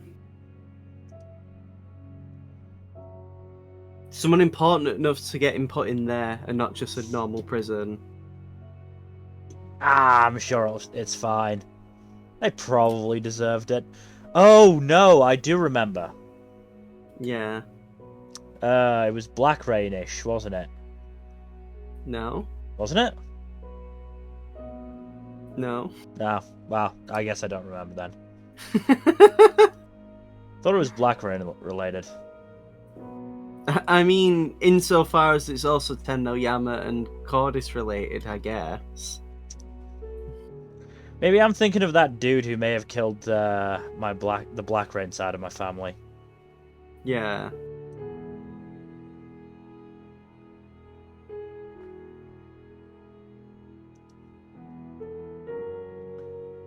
I hope he didn't get out. That would be a bit awkward.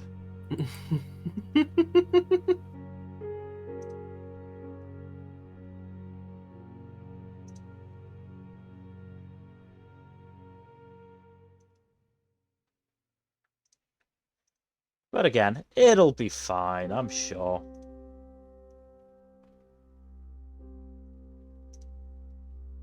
You don't know. Don't say things with such confidence if you're not willing to follow through in the repercussions.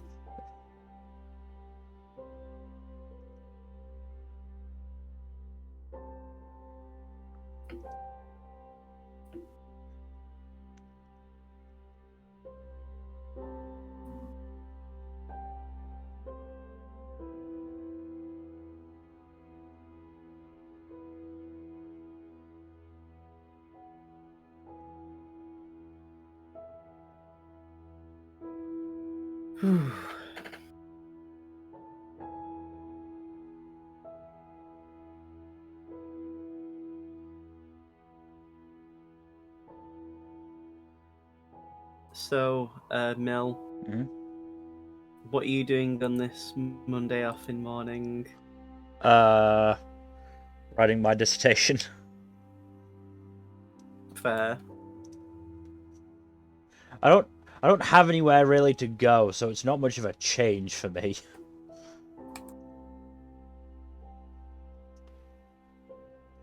And, you know, considering I don't really care about the Queen dying, it's not like I'm just gonna be, like, heartbroken watching the 24-hour coverage of the fucking corpse.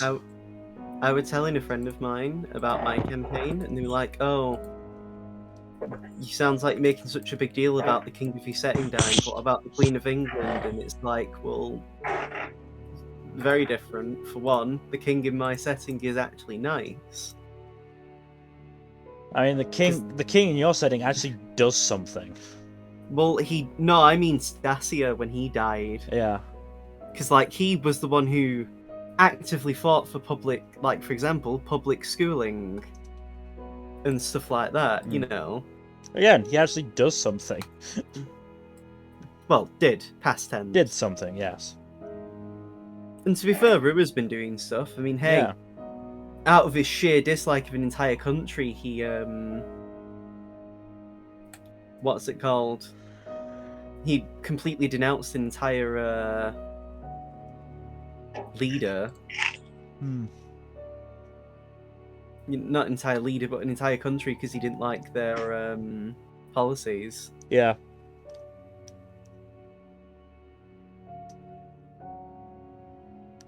So yeah, completely different thing. What y'all talking about now? The fact that the prolonged period of extreme mourning for the Queen of England is kind of dumb. I mean, I don't mind a full day off because they did it for what's he called, Philip. I'm not like saying that we shouldn't have a bank holiday. What I'm saying is the fact that, you know, There's a lot of other stuff around it that's been very performative, like Centre Parks. Oh, Centre Parks was so fucking dumb. That was so dumb. There's a lot there's a lot of stuff that's been stupid. Yeah. But you know, my point is not the bank holiday for her funeral. It's the whole, you know, the waiting in line is like, yeah, it's the yes, you know the queue. You know, 10, 11 days, however long it's been since she died of, you know... Apparently Philip Schofield and Holly Willoughby cut in line as well. Funny thing is, I found out she died through the fucking Megamind meme. Yeah.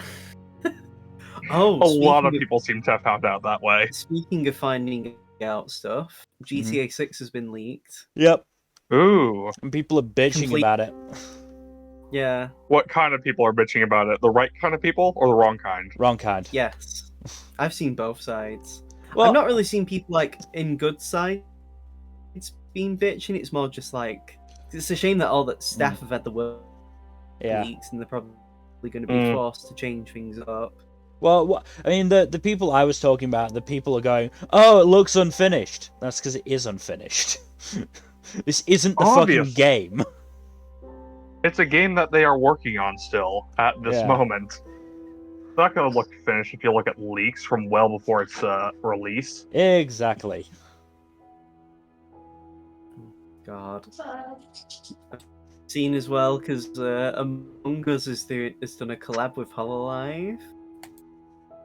Like, they've added a bunch of new costume stuff for, like, so you can dress up as your favourite VTuber and still get killed in electrical.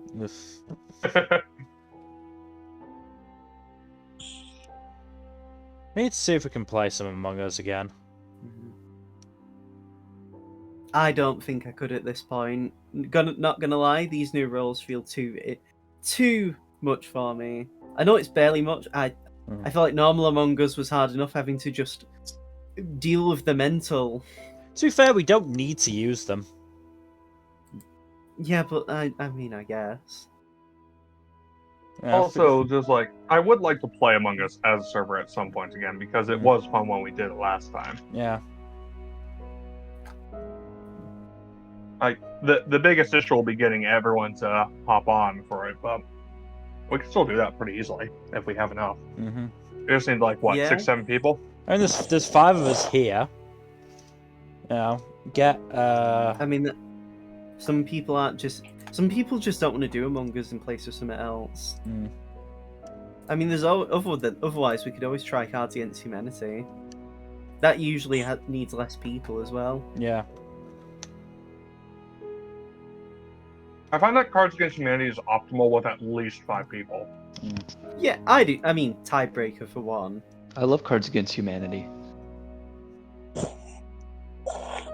Well, it's something to think about if we ever need a break on a Sunday.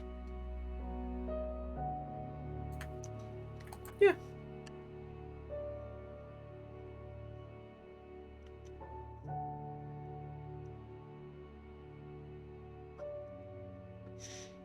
So are we just waiting for Gen now? I'm here. Okay, then yeah, let's keep going then. 'Cause I believe that's everyone back. Thinking this is going to be a big fugitive thing, and now it's more of a nature walk. It's a big I'm not country. complaining. They've got. This is nice. It's a big country. They've got a lot of places to search, and a burning prison to put out. We'll probably be fine. I mean, you don't know what Kuro's doing to help you guys. Yeah. And I mean, hey, Akira's dealt with Zaris, so no one can touch base with him. Yeah, we're fine. As long as we don't walk into anyone, we'll be okay. As long as. So as you're walking, just enjoying life, living your best. I was going to say living your best life, but this definitely isn't your best life. No. You continue along. It's just very boring, to be honest. There's not really much to do. Like, you don't even have a horse, so you can just sit and enjoy the rest. It's just... Trudging along. Yeah, it's also quite cool and chilly, and most of you don't really have any proper clothing on. So it's just not really a fun time, to be real. Can I use Produce Flame to try and keep myself warm? I mean, sure, but it's not really that helpful. It's, it's only like really getting warmth from a torch.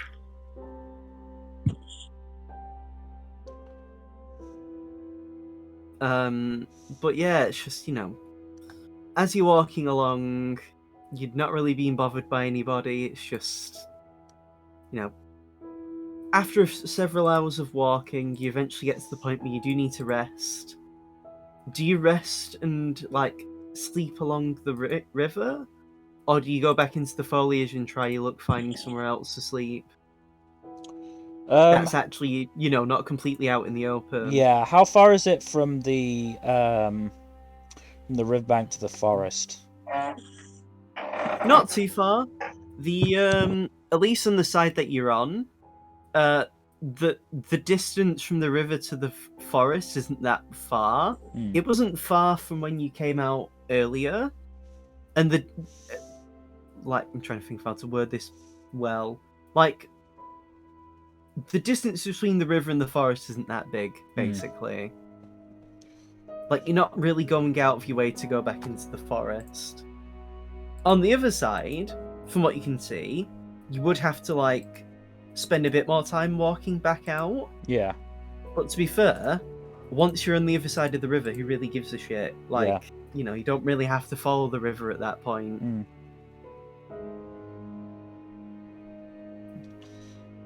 I think we should at least go a bit inside the forest. Make sure we're not right out in the open. Who knows who's going to come sailing down this river?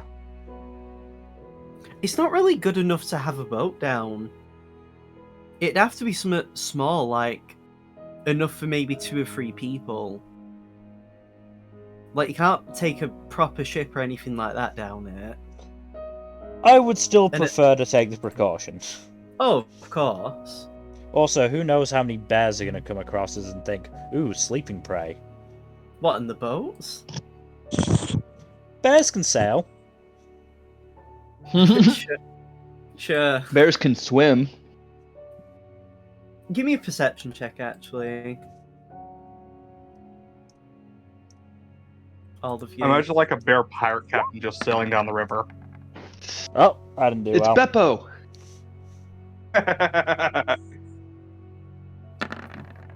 Tora sees it. Darren sees it. Felix does not see whatever this is. Does anyone else perceive? Hold on, I need to pull up my perceiving. I perceive almost nothing. That was a nat Wow, 2. A nat 2. Oh, if that was a I nat 1. partially perceive. I mean, at that point, the rest of you wouldn't see it because you'd be too busy looking at Seamus falling in the water. Or not, depends on what high or low roll. But nevertheless, so Aldane, Tora, and Darren see it. As you're in the as you look across the other side of the river, you see a bear like about to get this massive like fish. It's probably the biggest fish you've seen in the river all day. And it grabs it, but it barely catches it in its clawed hand. And then you just see this man, like, fully dressed, quite well dressed as well, run over to the bear, and, like, him and the bear are, like, fighting. Is this another meme? Like, you just see this man and this bear, like, going at it. And at one point, let me make a roll. You watch as the bear, like, does a roundhouse kick and kicks the man in the stomach. This is another meme. The man slowly gets up, and then... Oh, yeah, he actually does it. He just kicks the bear in the groin. The bear begins to double over, and the man just runs away with the fish. And this just happens. It's just very strange. But this is like the last thing you see before you start to go in the forest. And at least you have an interesting and entertaining view, I guess. Before you, like, you know, rest. Very surreal.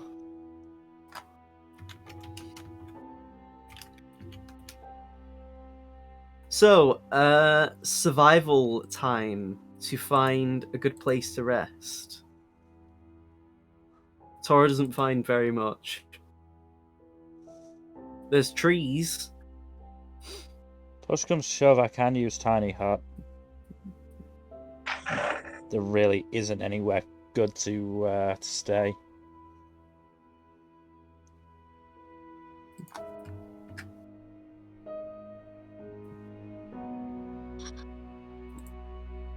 Well, what do you do then? Do you cast Tiny Hut, or are you going to look more for places? Because you can do that. I will say if you look for more places, you will have to sort of go deeper in the forest. I think look deeper, because tiny hut... I've only got two slots worth of ink left. Using spells really has to be a last resort. I mean, you have cantrips. Using spell slots has to be a last resort. Yeah.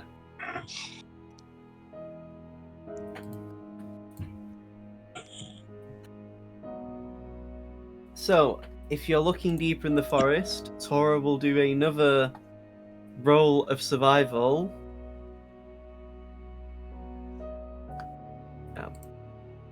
Tiny hut it Nothing is. of use, really.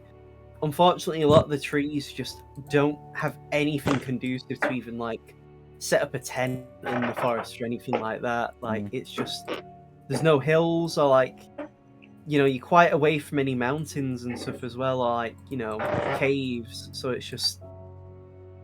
not very useful, unfortunately. Yeah, tiny hut it is then.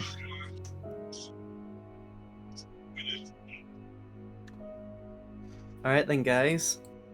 So as Mill casts Tiny Hut, this means you don't really need to keep watch. You can just really just sleep through it.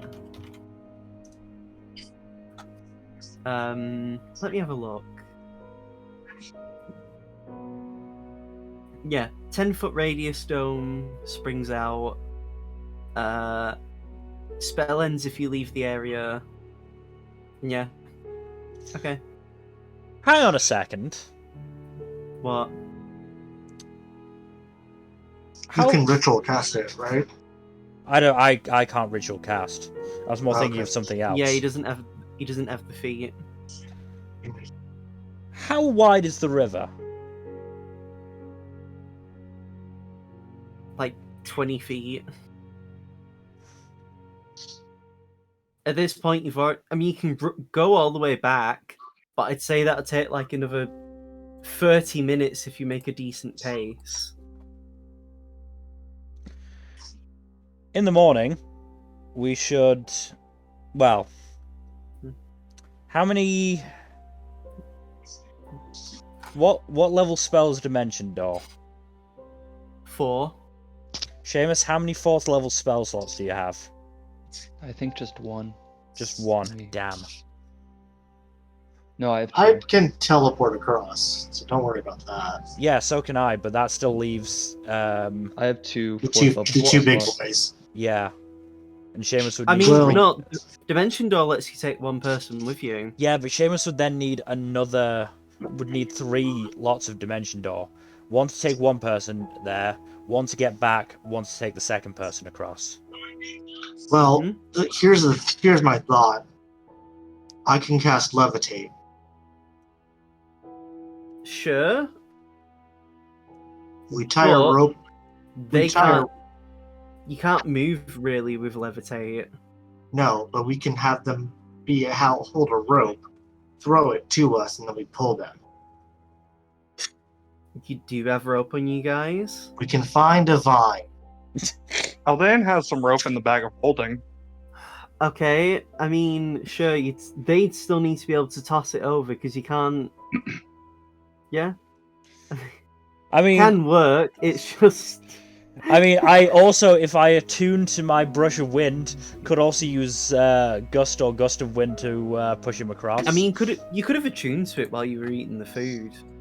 I'd say at this point you would have attuned to all of your items by now because I'm nice. So yeah, so you know, we could do that in the morning. You know, use spells and you know, Misty Step, Dimension Door, and then Levitate and either rope or Gust of Wind or Gust or whatever to get them across. Who would be taking that risk though? Because it's either Tora or Aldane. Tyler just points at Aldane. Why though? Tyler just makes a heart. I think I have an idea, but I'm not going to suggest it unless I actually, because this is also me being extremely generous if I suggest this.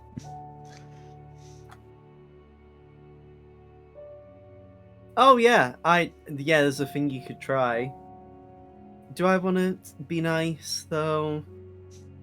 I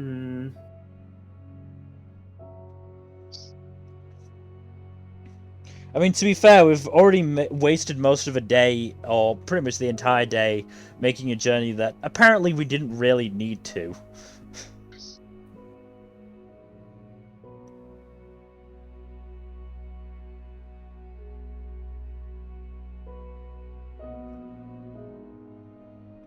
All this is really going to do is save us a little bit of time tomorrow morning.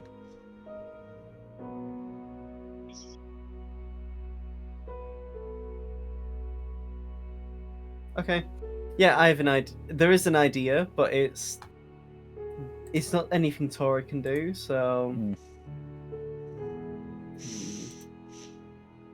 Do you guys want me to be nice to you? Preferably. That'd be appreciated. Dylan. Seamus. Yes. Oh no, you can't even cast it anyway, ignore me. Sorry. Oh, I'm cringe. Alright. Okay, I say we... I can't be nice to you. Sorry, guys. I say we go with my plan in the morning then. Oh, no, actually, yeah, I can be nice to you. This is just a completely different thing, but it works. Seamus.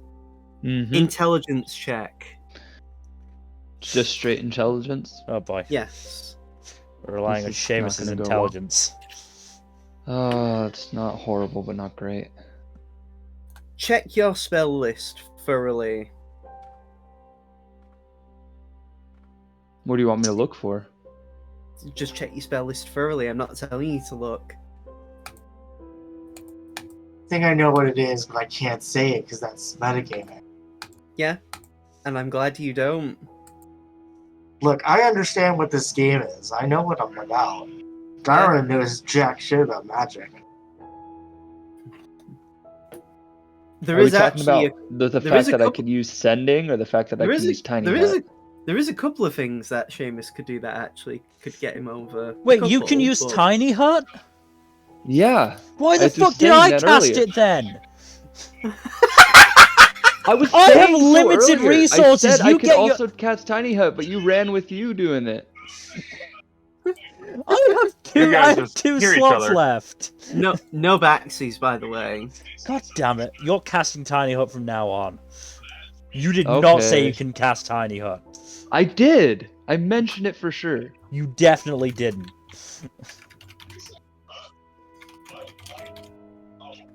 Roll the tape back. We can prove No. it. I mean, whatever. But yeah, that isn't No. what I was suggesting either. Were you talking about sending? I'm telling you to look through your spell list thoroughly. I'm not telling you what. If you come across the idea, then fair enough. But I'm not helping you really, because you're all big boys here. We can't help you. Wish We I don't could know help, what's on but your. I can't. We don't know what's in your spell list, dude.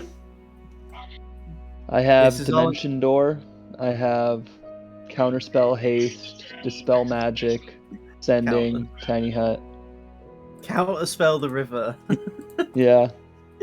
Healing Word, Hideous Laughter. I have Thunder Wave, but I don't think that does like electric damage. It's not even that anyway. Yeah. If you can't think of the solution, then we're just going to continue onwards. Could guys I can ask do the for could I levitate. ask for a little Deus Ex Machina from the DM? No. Ligma balls. That's your answer. The only thing I can I'll think tell of you is... after. I'll tell you after, Dylan. Yeah, but if you can't figure it out now, I'll tell you. One of us will tell you after. The only thing I can Alright, think of is fine. haste, but yeah. Don't Anyway, forget, you can click on the eye to see what your spell descriptions are, and that's the last bit of help I'm telling you. does haste give you a swim speed? No, I mean it boosts your swim speed if you can swim. But right then, so you guys are camping. Are you doing get out in the open then with Tiny Hut? I would say still inside the forest. But like, You're the one who cast Tiny Hut, right? yeah, I would say like on the, just inside the forest, you know, in enough that we're not out in the open basically and can be seen. Yeah. Well, if any of you guys did use any resources, which I don't think you did, No. you get them back. You are awake, you're all fresh, you're all ready to start the day. Yeah. Famous. So you- Felix is like is unreasonably mad at Seamus for some reason. Seamus is just trying to figure out what the fuck he's supposed to do here. Right, let's enact the plan then. Aldane, tie some rope around you. All right. Wait, Aldane's the one having rope tied around him? He's the one who's going to be levitated across, yeah. Fair enough, I am strong. I am physically stronger than him. No offense to you, Aldane. I'm taken. So you go back to the river. There are no bear-related shenanigans. How- I was going to do a Yogi Bear joke next, but I was like, no. What's the range on your javelins, Aldane? It's 30 feet, isn't it? Let me double check. It's not far. So effective, it's 30 feet, 120 feet is the Right. 30 feet 30 is feet effective, 120 feet max. 30 feet is far enough. Tie one end of the rope around you, tie the other end of the rope around the javelin, hook it at the other side. Okay, you want to have Tor throw this? One of you throw it, it doesn't matter who. Also, is that rope more than 30 God feet damn long? it! I think I know what you mean now. I mean, you can still suggest it if you Yeah, we figure it haven't gone out. through with the plan yet. I can use Fabricate.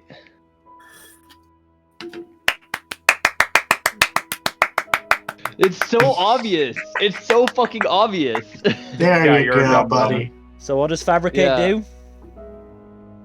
I can create something that's up to. Well, you can fabricate a large or smaller object contained within a 10-foot cube, 8 connected 5-foot cubes, blah, blah, blah, given a sufficient quantity of raw material.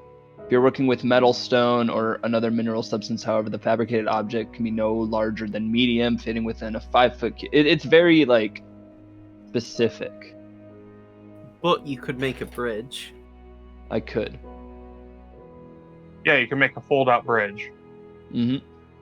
So I think I'm going to do that. I'll burn one of my 4th level spell slots for it. And hey, you're surrounded by raw materials. There's a forest. Yep.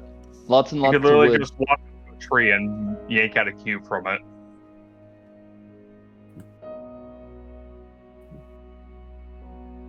And so, I didn't know You that take was what you guys were going for, and I feel dumb now. it's fine. It will cast 10 minutes to use Fabricate, because it isn't like an instantaneous thing. But at least Seamus can be useful now. It also just saves them resources. Also, you technically don't really have a time limit on how long you take to get back. Like, there's nothing wrong with you guys just really taking your time and being cautious. But yeah, Tis the Mhm. plan. spend the, I mean, the issue Spend is the time- issue is food. yeah, I mean, you're at a river where you can kill fish. Or forage. I mean, how about this? While Seamus is casting the spell, Tora could forage for food. Yeah, that'd be good. That works.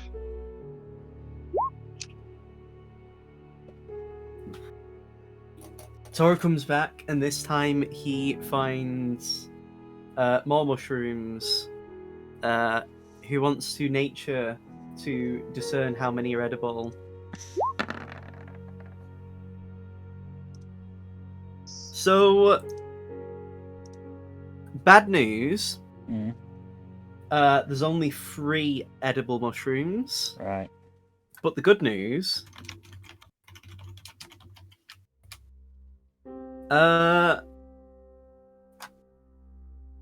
Felix. 2 of the mushrooms are normal mushrooms. But one of them is very special. Oh. Tora has found a truffle. A truffle. Ooh, shuffle, shuffle. Ew.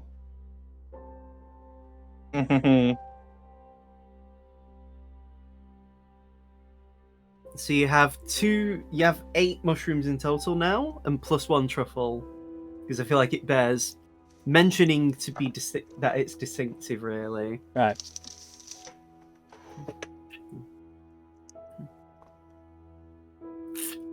By this time, Seamus has fashioned a bridge with which you can go across.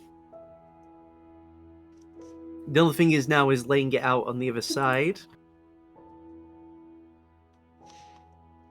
Which mean, hey, one of you does have Misty Step. Well, two of you have Two of us have Misty Step, yeah. So I was going to use I Misty wish I Step to had do. Misty Step. I was going to use Misty No. Step to go over there anyway because I don't trust Seamus's bridge building skills. But you know. I can, Felix, I can cast it without a spell slot, so. So can I.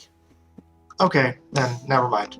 Yeah, but the thing is, Mel, Seamus is literally casting the spell, so the spell does the stuff for him. Felix is still feeling a little bit sore towards Seamus. Felix is a bit butthurt. That spell slot that got wasted could save Felix's life one day. Cope. Teeth, mauled even. I think Felix is moulding already. He's already passed the save point. So, the 2 of you sort of get the bridge that Seamus has fashioned. Mm-hmm. And yeah, the rest of you cross over with no issue. You've now saved yourself several hours of walking. Right, do we want to do some fishing at the river before we move away from it? Can I use Eldritch Blast to fish? Sure, but you will only be able to hit 1 fish at a time. Well, yeah, that's... And I also, guess that's the plan. like, I will say, Eldritch Blast isn't something you can do, like, softly. So it is very likely the fish will just be obliterated. Then I'll not do that. I'll let the guys with the electric hand go for it. I mean, Do you some- could get. I mean, you could fast do some feed zap chum fishing. with it. So we're doing zap fishing or what? I think we should try spearfishing first. Okay, Let Aldane That's go the for it with his retrievable javelin. Yeah. and Tora can help as well Mhm. with his own. Right, strength time, Aldane. Oh, very nice. Strength or wisdom? Wisdom. Sorry, yes, my fault. Even better from Tora. There we go. That's what, So 22 and then 19, 20? yeah, 18. Seven- Yeah. yeah. So in total, you guys have a very fruitful day. You notice a lot of the birds that are trying to get fish are like, "Oh fuck these people," and run away. Okay, we're getting a lot of background noise.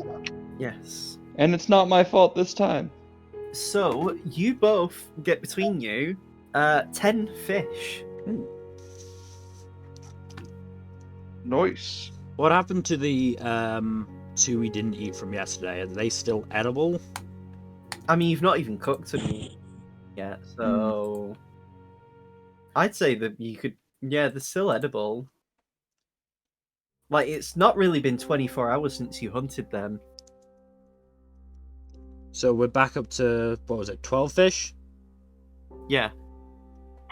And I'd say since you've sort of got the hang of sort of deboning fish and stuff, you don't have to like sacrifice one now. Mm. You're not going to be hemorrhaging fish. A sentence I never expected to say.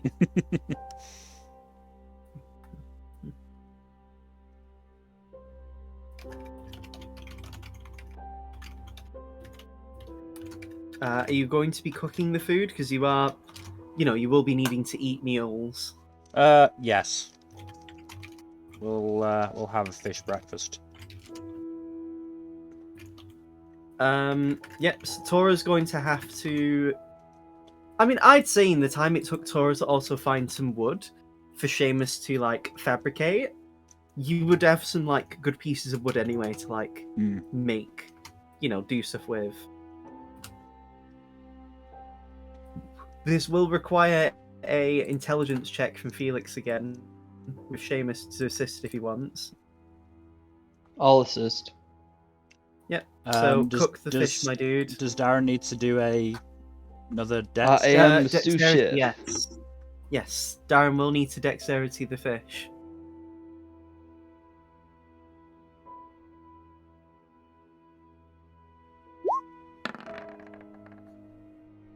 $18, very nice, yeah. Are you doing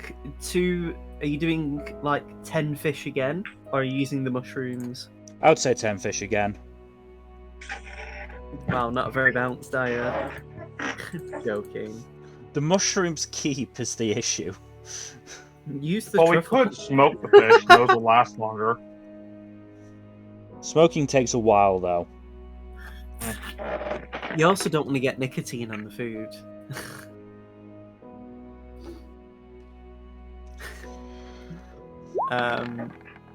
I mean, it's up to you guys if you want to like smoke the fish. Again, you're not really on any deadline. Will the fish get you high? No. But you said we No. could smoke the fish. Not I was that meaning kind. smoke cigarettes when I made my joke. But yes, so it depends. Do you want to smoke it, or are you just cooking to eat like immediately?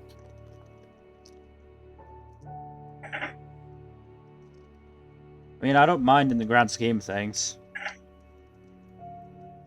I've done my role, so...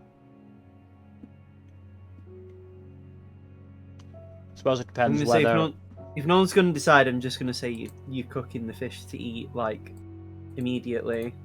Yeah, fine then. Danger, Will Robinson.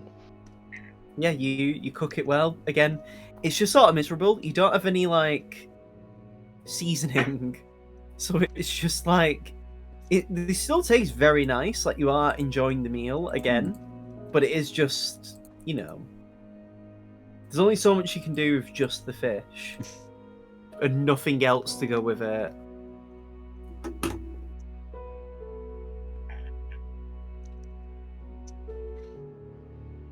Well, as long as we're fed. Right, once we've eaten, keep moving. Do you immediately go south and leave the river? Or do you decide to just continue across the end anyway? Because if you if you leave the river, you won't be able to get fish again, unless you like follow, like, you know, southwest. Sorry, and go along Yeah. the sea coast.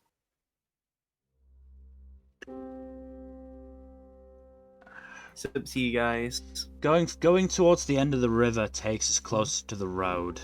Is part of the issue. So Yeah, that's also why I, you know, are you gonna go Are you gonna go east anyway, and just go to near the road?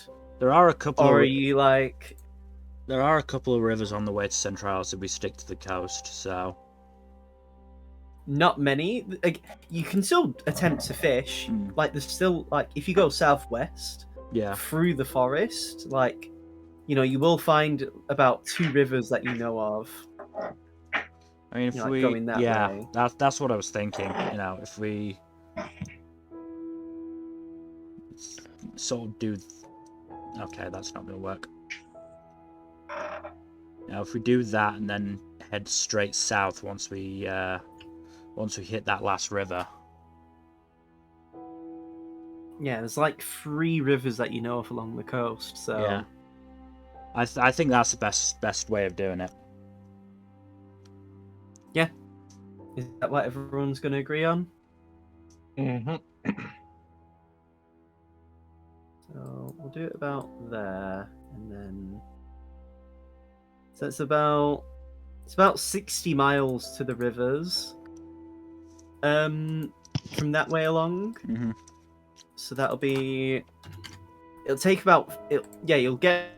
You'll basically be able to have a river a day, more or less, because it'll take about 3 days, and that's 3 rivers anyway that way. That's good. That'll do us. Like, basically, 60 miles, and then go south immediately, and then the last 40 miles. And the last 40 miles is like a day and an hour, so you'll have to do 2 days without fishing. But if you get enough in advance, or at least forage, you can make it up.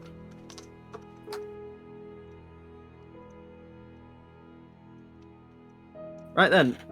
So, as you sort of go southeast, southwest even, back into the forest, I'm going to ask you guys to give me a perception check. Aye, aye. Nope. Oh boy. My turn to fuck up. Darren also did terrible, to be fair. Well, that's Darren not... had a nat. Oh, wow, it's natural too. Darren had a nat too, yeah, so... Oh. Darren just has a ridiculous modifier. Is Seamus gonna roll perception? As I said before, I am increasingly scared to roll perception. Do it. You'll be fine. Weak. What did I say? That's 3. That's 3 nat 1s on perception.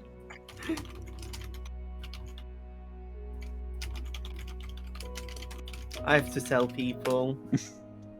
High or low, Dylan? Hi. Oh, Yay. There you go. Very good. couldn't get much higher. But can we get much higher? Jesus Christ. It's not even me exclaiming it, it's more like I'm actually praying, because at this point I want Seamus to have better luck. Aaron, Jesus, So, why have you forsaken one of your children? You nearly step on the tail of a creature, Uh-oh. Seamus, but you catch yourself and stumble instead. Yeah. And you're glad because you nearly stepped on a badger. Ooh. Oh shit! That would have been. Oh, I hope it wasn't a honey badger. Badgers in general are just. I Wow. don't Honey even badger think don't honey give a badgers. shit.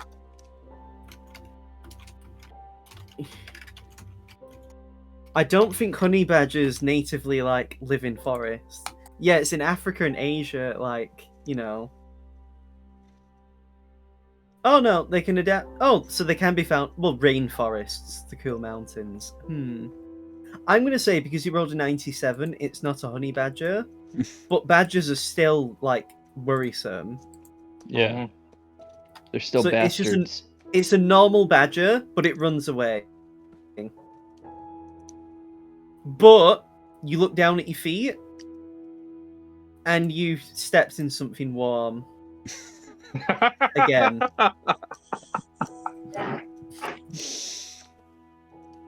I'm just You getting either fucked today. My rolls are trash. I don't think I've had either- like You a lot either of good stepped rolls. on the badger or you stepped in shit. Like Yeah, badger it would have just been keeps an stepping actual- on shit.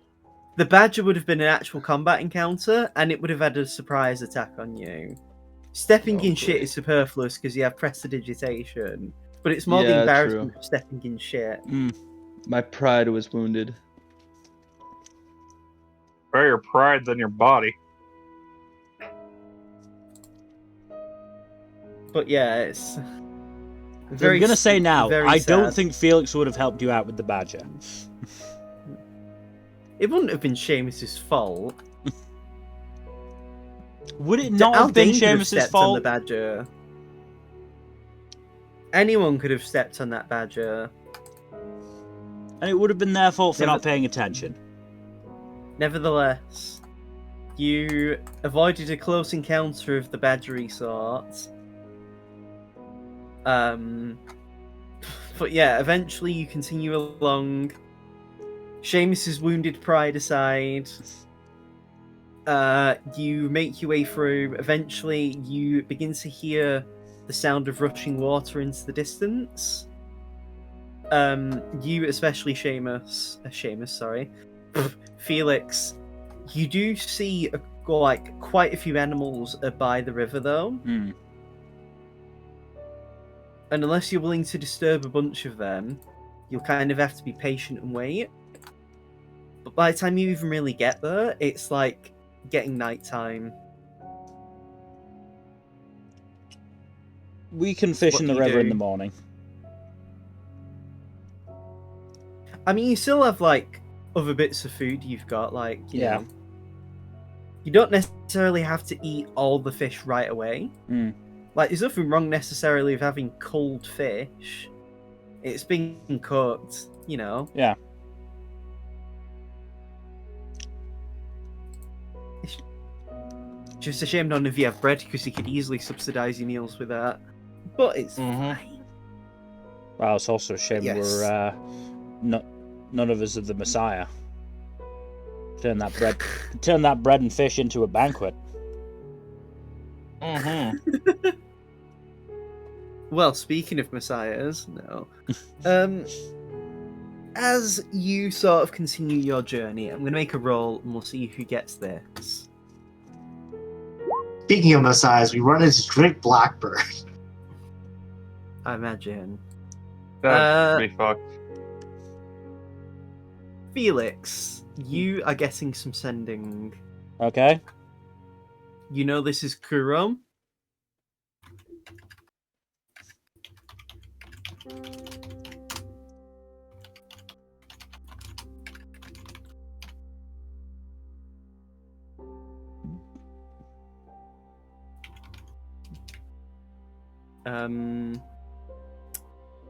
Just thinking.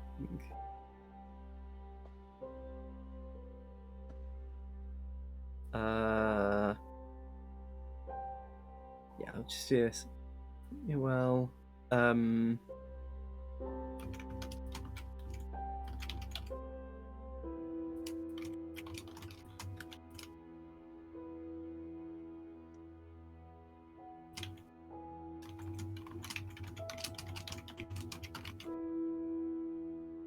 One, 2, 3, 4, 5, 6, 7, 8, 9, 10, 11, 12. 18. Yeah, there you go.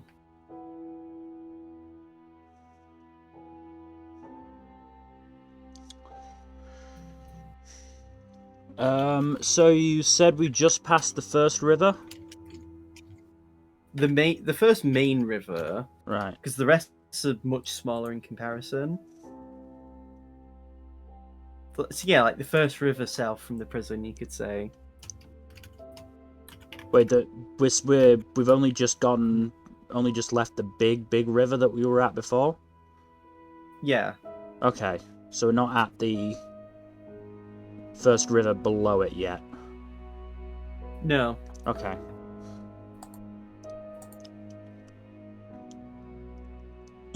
You're still like 5 days travel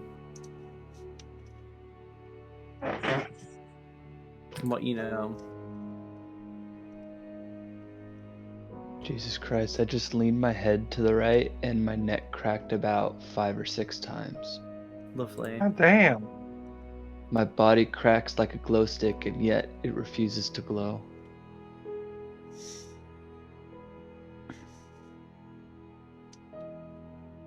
I wish someone did that to me. I mean, what?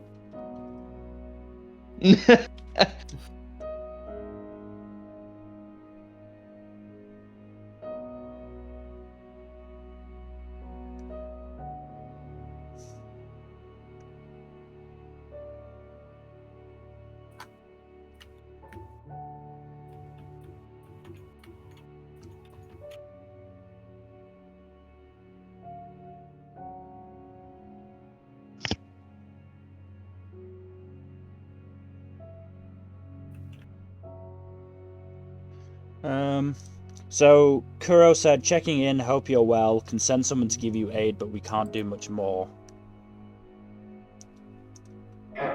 Should we ask for somebody to come meet us, or are we doing okay on our own for the time being, you think? Having backup never hurts. Yeah, but I feel like we could do all right for a little while. They may need more hands on deck with Zaris having a hissy fit. Mm.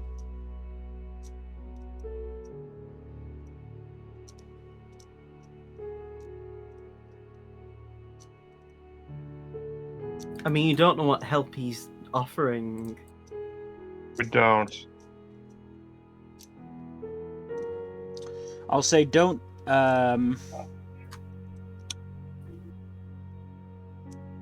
send someone yet.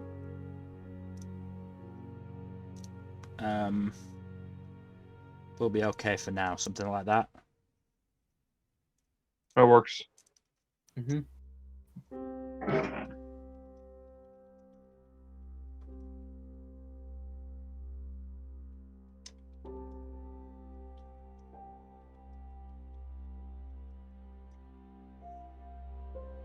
Let me count that up.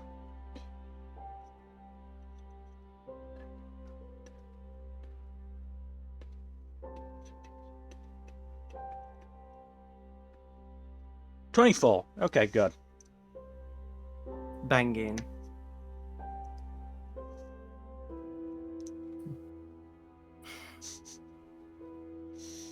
You didn't need to add that. That's No, cruel. I didn't, but I wanted to. I mean, you're technically wrong. You should have added twice, but Whatever. As long as Kuro knows he stepped in shit. I'm sure Kuro will be delighted. Mm-hmm. I hate this.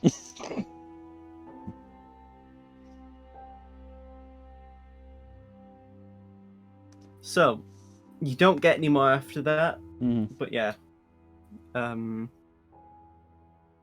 So, are you doing tiny huts as you sort of rest?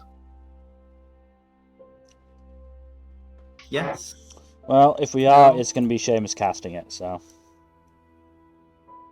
Yep. Seamus, are we tiny hutting up? Yes, we are. Based and red pilled. So, as you cast Tiny Hut and you all prepare to rest, I'm going to make a roll. Do I want to make a roll? No. Does the spell slot I used for Tiny Hut come back with the long rest that we take, or is it still used up? Yeah, you cast Tiny Hut, and then when you sleep, you'll get it back. Oh, nice. Cool. That's the reason why you should be doing it. My spell slots don't come back unless I get more ink. Understood. Felix literally out here wasting ink and then not giving anything back to the planet. And considering we're in the middle of a fucking forest and I don't see a stationery shop, that means you should be doing this, the bulk of the spell casting.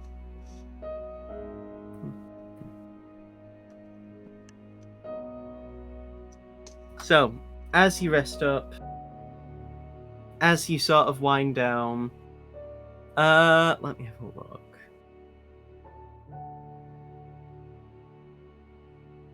Here we go. Aldane, Yes. as you're resting, as you're asleep even, you are in the middle of a dream. Basically, you are sort of like... You're in what looks to be Cordis. Centralis even, more specifically. But no one's around. It's just you in the emptiness of the city. And as you're sort of like roaming around, you're fully kitted out in armor, I will say. You're just alone in you're just left in this isolation. Eventually, after probably about like half an hour of walking around, you begin to see snowflakes fall from the sky.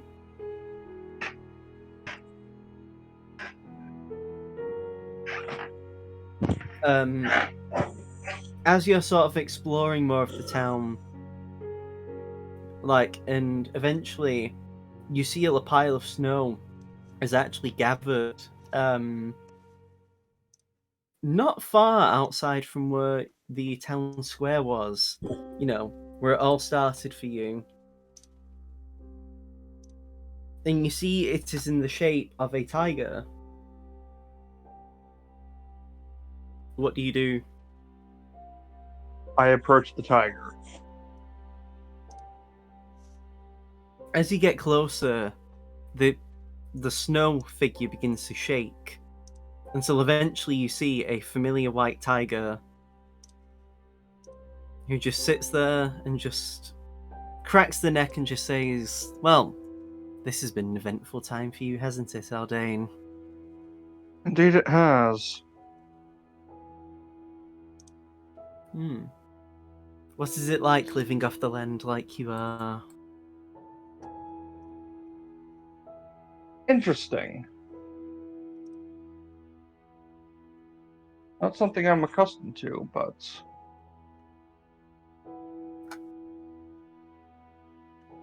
Well, you can arguably have it easy. Most people don't have returning spears. Yes, Most people that is can't get... nice to have. I mostly wanted to check in after what had happened with the prison. You did very well, by the way, in that fight against Zaras. Thank you. I'm very impressed.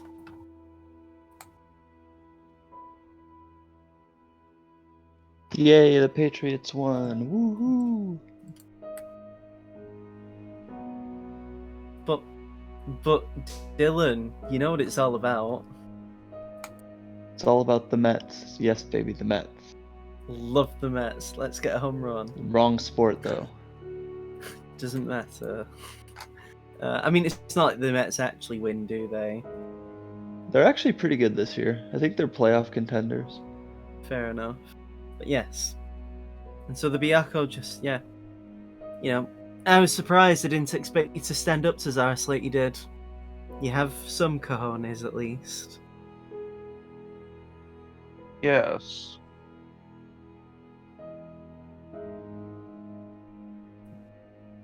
What do you intend to do when you get back to Centralis, though? We need to go to ground and there are names before we can do anything else.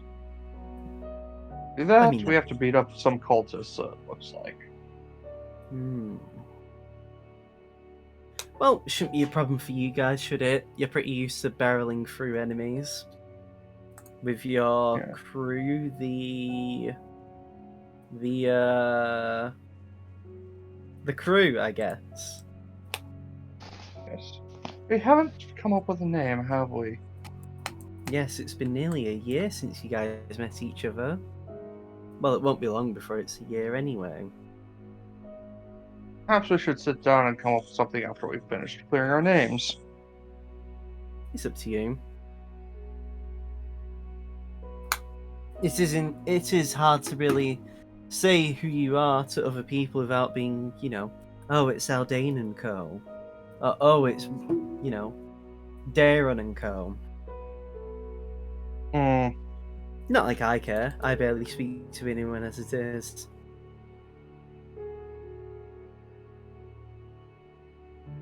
Indeed.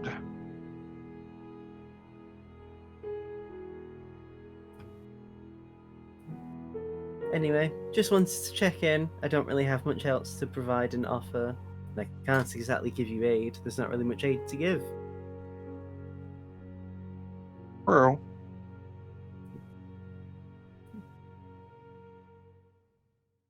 Sure, we can Until- manage somehow.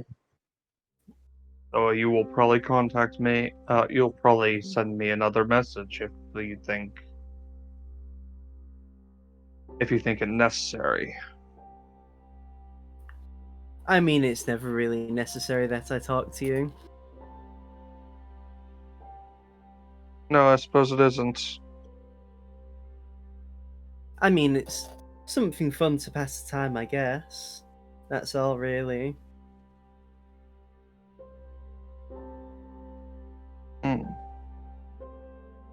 Well, anyway, I won't keep you any longer. I guess you have some rest to do and, more walking. I won't keep you any longer. The rest is nice, I will admit.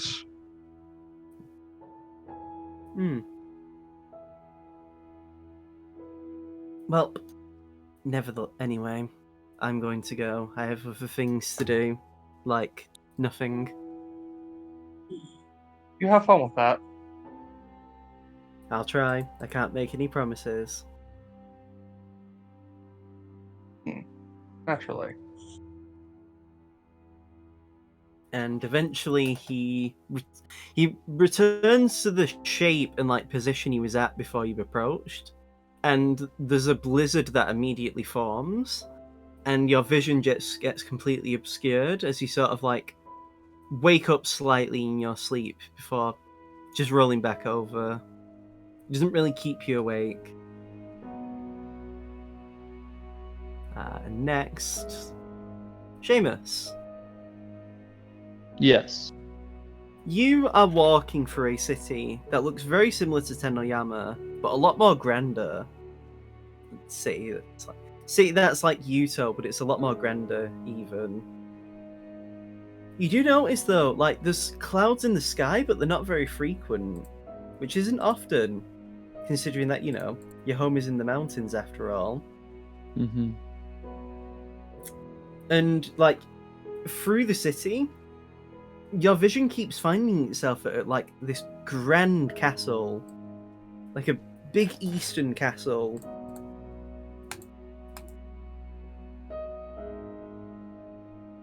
But you're alone. There's no one else in this city. And after a bit of walking, you start to see flower petals fall from the sky. I say flower petals because it's a mix of different flowers, and there's also a couple of cherry blossoms mixed in.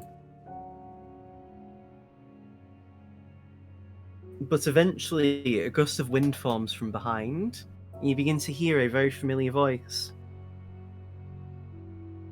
This is always good to see you again, Seamus. Ah, Goel.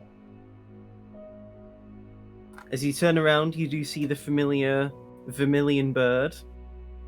That gives you a nod. Yes, indeed. This is actually my home, and your ancestral home, in fact.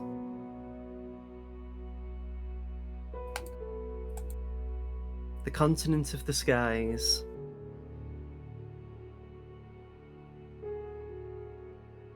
It is a rather beautiful place, isn't it? I'd say so. It is. Honestly, it feels like you're back at home in a weird way. Like, it feels familiar to you.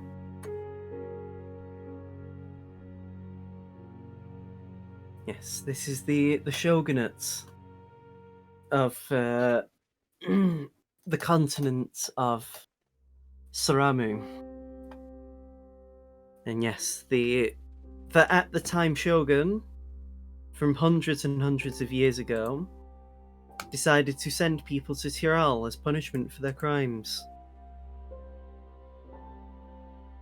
So Hoping that- Tennoyama was a penal colony? Yes. Back in the day, Tyrol was the least, I don't want to say civilized, but the governments weren't really formed like the other continents were. In part because Tyrol's god wasn't really as involved in the leading of the people in ancient times. There was groups and there was, countries formed and vague borders, but there wasn't a sense of unity like there was like it is now, or even when the humans took over in full. Basically, yeah. Australia, but there was also like a lot of other places, other civilizations. I mean, technically, Japan was formed because it was part of China, and then the landmass, like, that connected the countries got sunk underwater. Anyway. But yes. But that has been a long time ago, and back then, the other continents had access to each other, or at least access to Tyrol. It would be very difficult for you guys to get to Saramu, though, unless you knew a way. And well, contacting the people of Saramu is easier said than done for you. But I'm sure you'll find a way to make it work.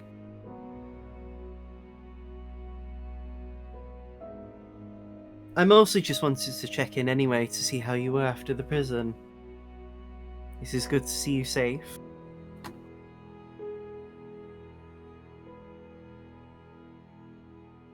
Dylan? Good to be safe, honestly. There were a couple of close calls back there. You've handled worse though, haven't you? You got that right. But never something so ill prepared. Like being so ill prepared for the circumstances. It was a different kind of tenseness, I guess. Compared to an ancient dragon, you at least had your weapons and some wits about you. Yeah. Anyway, what is it you brought me here to tell me? I mostly just wanted to see how you were. We all are, actually. You've been at this for a while, and, well, this was a different kind of challenge. This Yeah, isn't well, we're something you could still exactly power through. we're still knee deep in it right now. Hopefully, it seems like there's light at the end of the tunnel, though. We'll be able to take a little time off soon. Yes. That's something I look forward to, at least. I will say, however, the winds seem to be changing in a different direction than I anticipated. That's fucking ominous. That's the point. I don't know exactly what might happen in the future, but I will say that's... just... It's hard to say be prepared when even I don't know what the preparation should be for. After all, once you've dealt with Black Rain, there will be potentially something else to fill in that power vacuum. Yeah, that's something that we're gonna have to think about. I mean, these cults of humans, for one, are a thing. But I've also been... how do I say? I've been rather concerned. There's trouble brewing in the Pantheon. In the where now? The Pantheon, you know, for us gods. Oh, y'all's little club. Okay, yeah. It's less a club and more... how do I describe it? I guess a club is the closest thing to say. It's more of a tangible concept that we don't exactly have like a place we gather and discuss things about.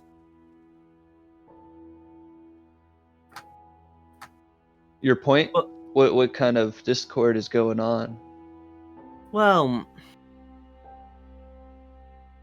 as gods, we have some sort of ability to sort of...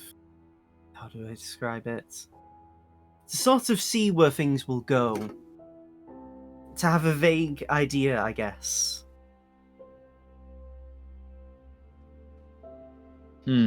It's like knowing what every meal of your day is going to be, and knowing the people who you are going to meet that day. Exactly so. Or at least a rough enough idea that you're comfortable in how things will go.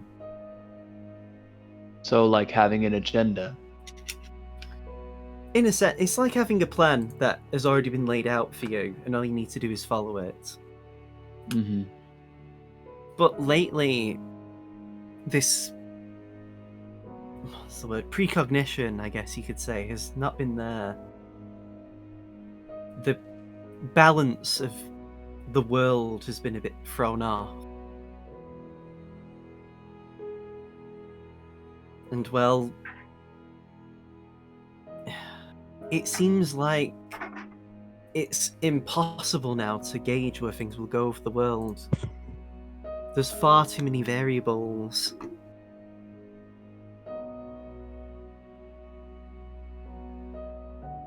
And quite frankly, I'm worried.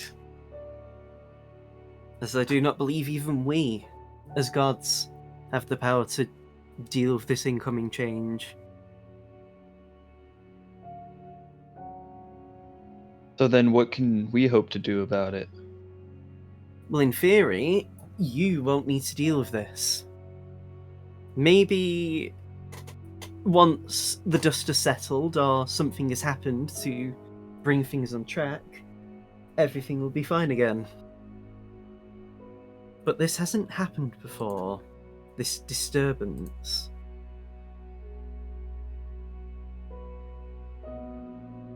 There's So what can we do about it? What's our next step? The only thing I can suggest is to just keep an eye out for anything troublesome. Who knows, maybe once you've dealt with these Dracolich pieces, and you defeat the Emperor of Blackrain, things will be fine again. But like you said, there'll be something to fill the vacuum. And who's to say that that someone is gonna have everybody's best interests at heart? Their people's best interests at heart. It isn't even necessarily someone taking over Blackrain that I mean, but more the current threat of the time. After all, once Blackrain is dealt with, that would possibly mean the cult of the Tarrasque can start to act.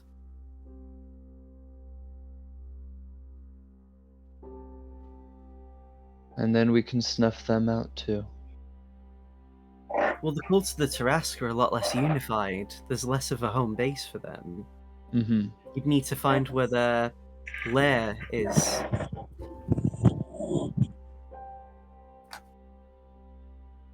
But it's not only that, but, well, as I look back in my memories of the past, the memories aren't what they should be. It's as if So someone's altered your memories?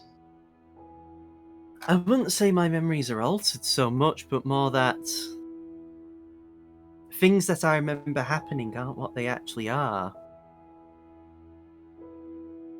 You could say that I'm misremembering things, but it feels like it's more than that.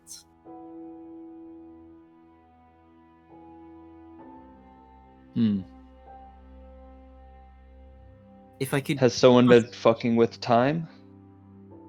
Well, that's the thing.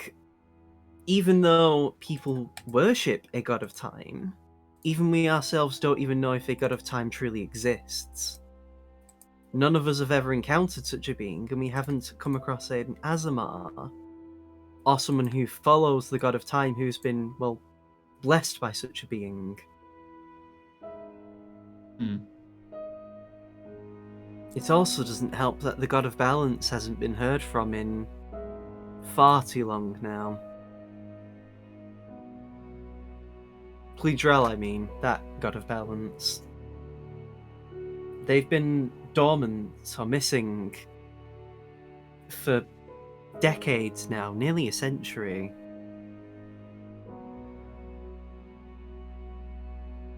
And then there's also the problem with Crusaders having to have their champion be destroyed and defeated by you. That isn't your fault, and I'm not blaming you. But there is a reason why we chose you, and it is because we believe that you, if you are forced to deal with any of these problems, that you are strong enough to rise above them. Yeah. I think we'll do all right. We've made it this far. Mm-hmm. Unfortunately, however, we still do not believe you are ready for the blessings of us yet. We're getting there, though. Of course. I know we've made a lot of progress. You have. It is easy to forget, but you're stronger than... Well, you're already some of the strongest beings on this entire continent. And, well, to be honest, it won't be long before you're strong enough to handle even most of what's on the other continents. I think that's the thing that's special about the people of Tyrell, you included and your friends. You've been... I don't think it's sunk in how powerful we'd become until we traveled back home to Tennoyama and had to face the dragon turtle.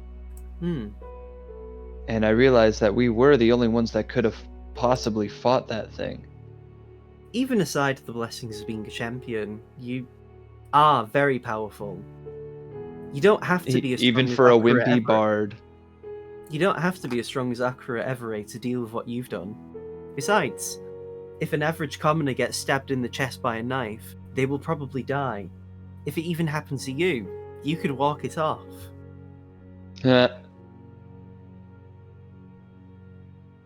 You're more durable, you're more stronger, you're more faster. Made of sturdier stuff. The people of Tyrell have been forged through regular conflict and strife. And it's built a character within you all, I believe.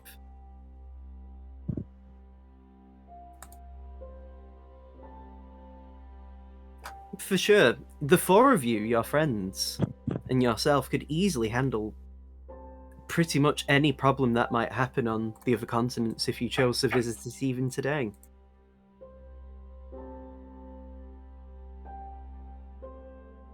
While there are conflicts on those other continents, it's more political. It's less actual fighting for your lives like you are doing.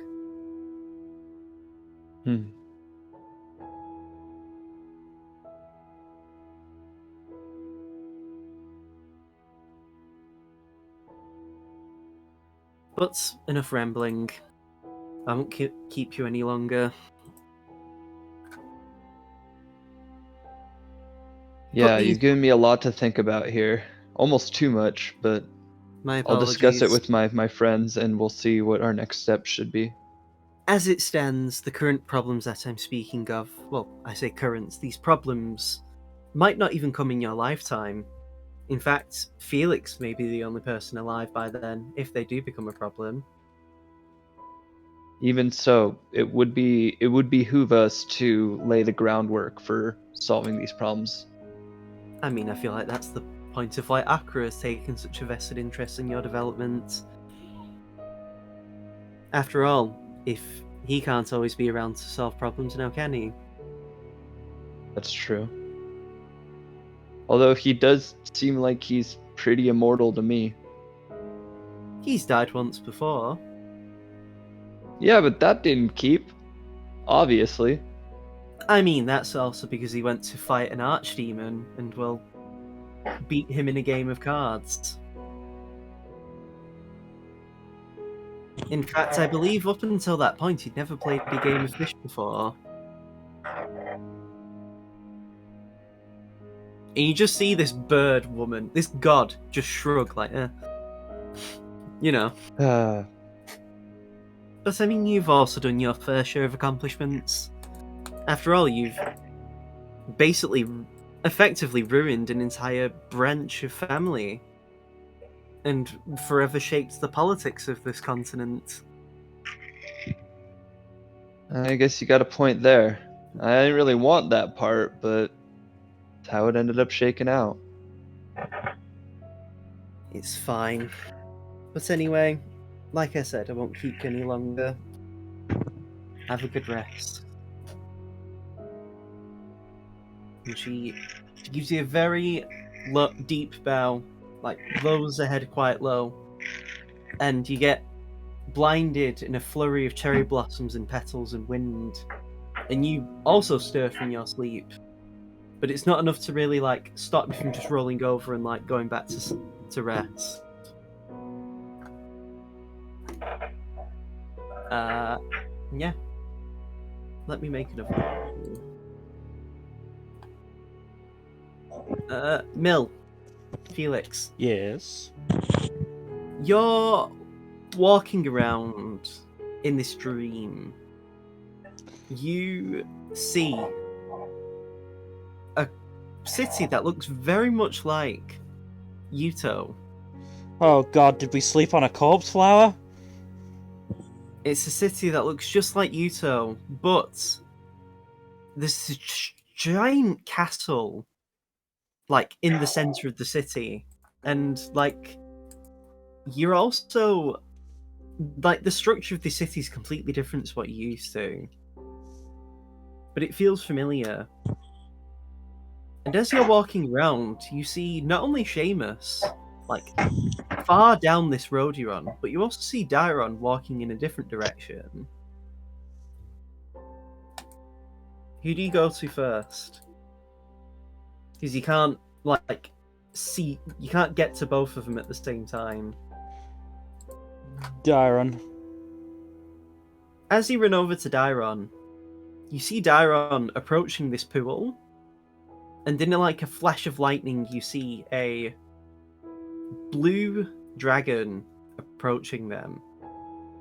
But before you can really reach, like, you suddenly, like, how do I describe it? Like, you see rain begin to fall, and mist, and fog, and it overtakes them before it completely consumes you.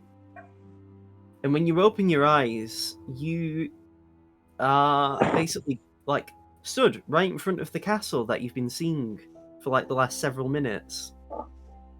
And you also see a black tortoise.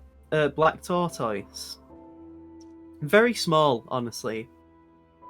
But it's very familiar. Oh, thank God it's a Genbu dream. Oh. Technically, everyone is having a dream right now, my friend. It's just that you're able to see the others. I don't. After all, part of my dominion is to do with dreams and illusions. I don't usually dream, and I have a bad experience with them. Yes, well, that is also technically why you're able to experience theirs. In a sense, you're leeching off them, I guess you could say. That seems concerning, but I'll ignore it for now. Hello, Genbu. Think of it this way. You're trancing, but it's such a deep hallucination and illusion that you've, in a sense, dipped into the boundary of their dreams. It's a very complicated, and any more description, it might literally destroy your mind. I'll take you at your word. I like my mind where it is, in the condition I it would is. like it as well. I actually find you entertaining to talk to. Oh, that's nice. And so does my guardian. Anyway, we're all mostly just checking in on you. The prison was a bit hectic and, you know. Yeah, I might have done an arson. Yes, I noticed. I think There's it'll nothing be wrong. better in the long run. I mean, you're in prison. Drastic action had to be dealt with. One could argue you did it for the greater good. After all, you're going to be saving the day at the end of things, not them.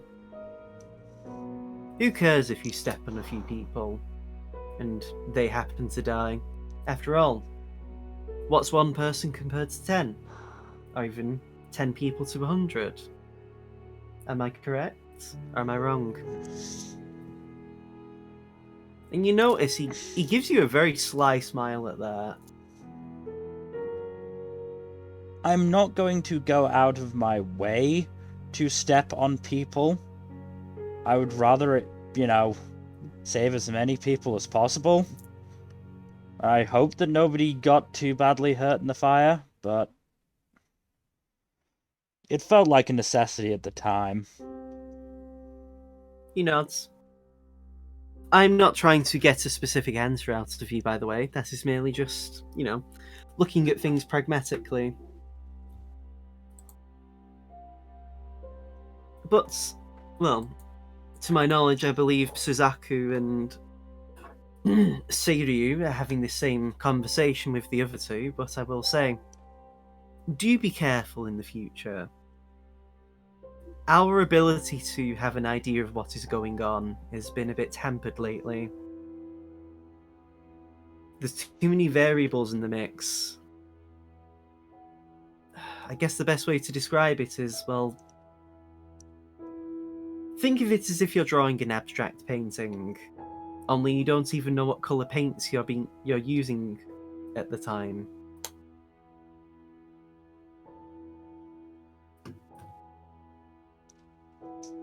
I don't suppose you have any idea what exactly is causing this? I don't, but it seems to be affecting the Pantheon, for one.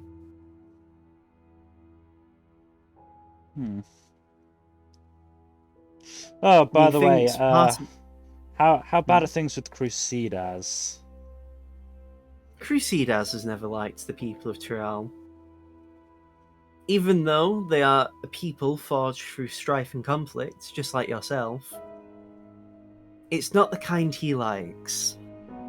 While he does enjoy murder and killing and people dying, the people are a bit too desiring of peace and calm and hope, for one. So Hence why we he fight for too much likes of a knights. reason for him. There's nothing wrong with fighting for a reason. In fact, if you ever saw the war against humankind, that was the perfect environment for him to enjoy. But it is more that you fight to end the conflict. And while there's nothing wrong with that, he is one to enjoy the revelry of ending a conflict. He enjoys a bit more chaos in the mix, I guess you could say. Right. No wonder he seems to have favoured that mercenary group we met up with. I mean, it is also because they happen to throw themselves into different kinds of conflicts. Whereas this one that you're on, this crusade, if you will, this journey, is a bit more subdued for his liking.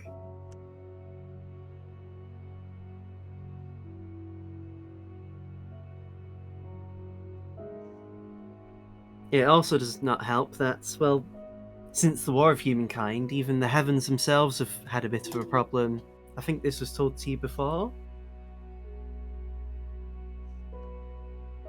It matters little, but What I'm getting at is, though, is that things are strange.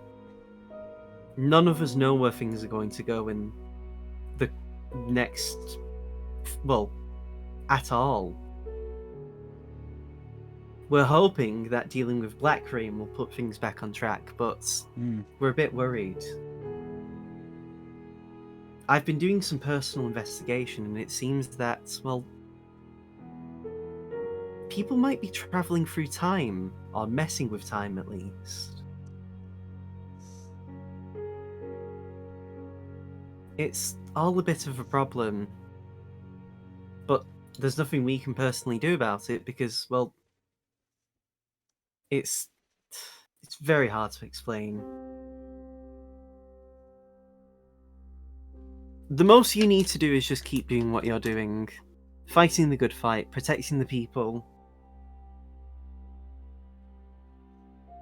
There's not really anything you can do to mitigate these problems, because, well, there's not even really any problems to be had. Is it more just the inklings of a problem? Yes. I guess, to give an analogy, think of it like a wheel that needs oiling. It doesn't need to be oiled for whenever. The wheel is perfectly fine. But there's always the worry that the ink will need oil sooner than later.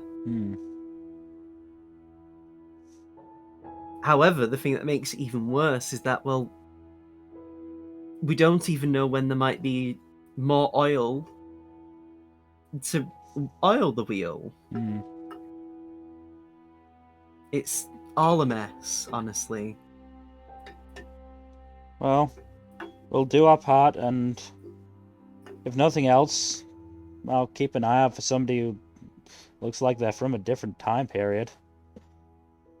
I mean, it's hard to really do that, because, well, for one, you have people like Akira who were already feeling like they were born in the wrong era.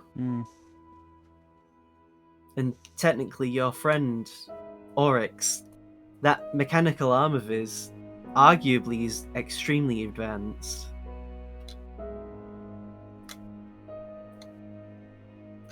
It's just one of those things, like, anything can happen sooner or later.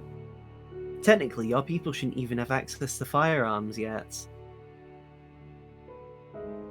It's just that, well, outside influences have caused a lot of things to move in different directions.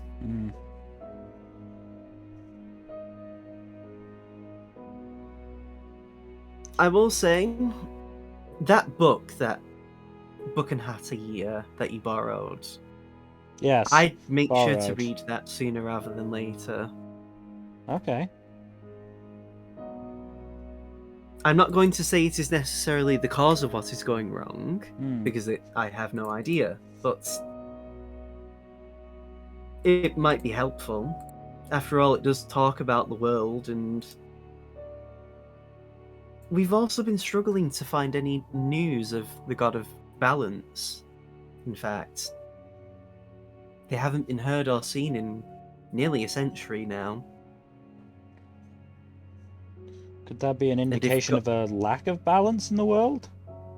It could be, but the problem is that, like, you know, every other god, their presence is felt. We could, in theory, contact the god of, you know, dreams right now if we wanted. But the god of balance, there's just nothing. And it isn't even necessarily that there's no balance to be had, but more as if the god themselves is just missing.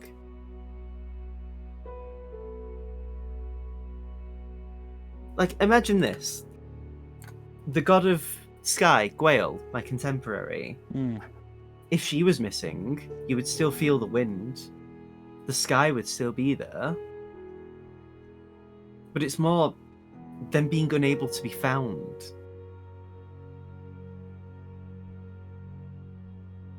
And this hasn't happened before. And if the god was dead, we'd know about it. So it's possible they're being, held prisoner somewhere?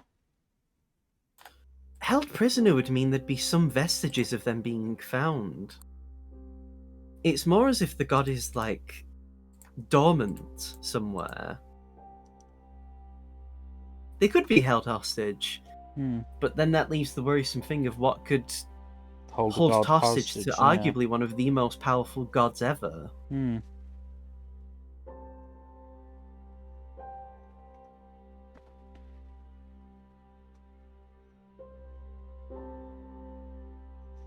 Well, you've given us a lot to think about, for sure. No problem. Again, worry not too much. This is problems that, for one, you can't really be involved in. Not because we don't want you to, but because there's nothing you really can do to be involved. Well, it can't hurt to get an outside perspective. Oh, of course. There's nothing wrong with informing your friends, or at least letting the people you think should know about should know, but as it stands, unless you can suddenly interact with different planes of existence and, you know, have premonitions and, you know, that sort of business, there's not really much you can do. Well, we do know somebody who's been to different planes of existence.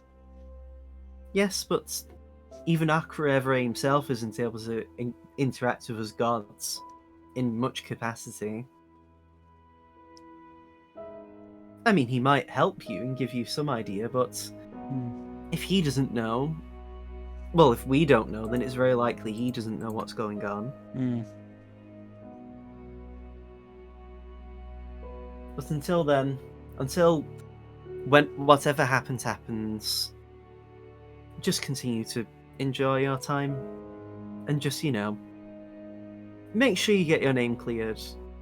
That's your biggest priority right now. Will do. That would very much help us out, yes. And he lifts one of his legs up and, you know, stomps it on the ground. And the mist begins to appear around you. And you wake up suddenly before, you know, just being able to sort of go back into trance. And now, last but not least, Dairon. So, Daironathan. uh-huh. You are walking through a city, very much like Yuto from what you've seen, but there's a giant castle in the center of the city. Where you are, you're sort of walking through this, like, park of sorts, this, like, garden, and you come across this beautiful lake amidst this sand garden that you're in. And the water's just beautifully clear. You can see pretty much all through it. And you see a fish. It's the only source of life that you've seen through this entire city. And this fish is a very striking blue. And in fact, this fish looks like a koi. And as you sort of get closer, you find yourself drawn to the fish. Lightning flashes, and you feel a familiar presence. Hello. Greetings, Dairon. How's it going? It goes. We're all mostly checking in on you all, just to see how you're doing. That makes sense. We've had a bit of a time. It has been a tumultuous. It has been a tumultuous few days. I was mostly going to tell you what was happening in regards to the cosmos and existence, but, well, to my knowledge, the Genbu and Suzaku are doing that already, so your friends can tell you. Okay. The most I really wanted to say is that, well, this place that you're looking at, that you were around, is your ancestral home. Or at least this place exactly is the home of Tempest, or was.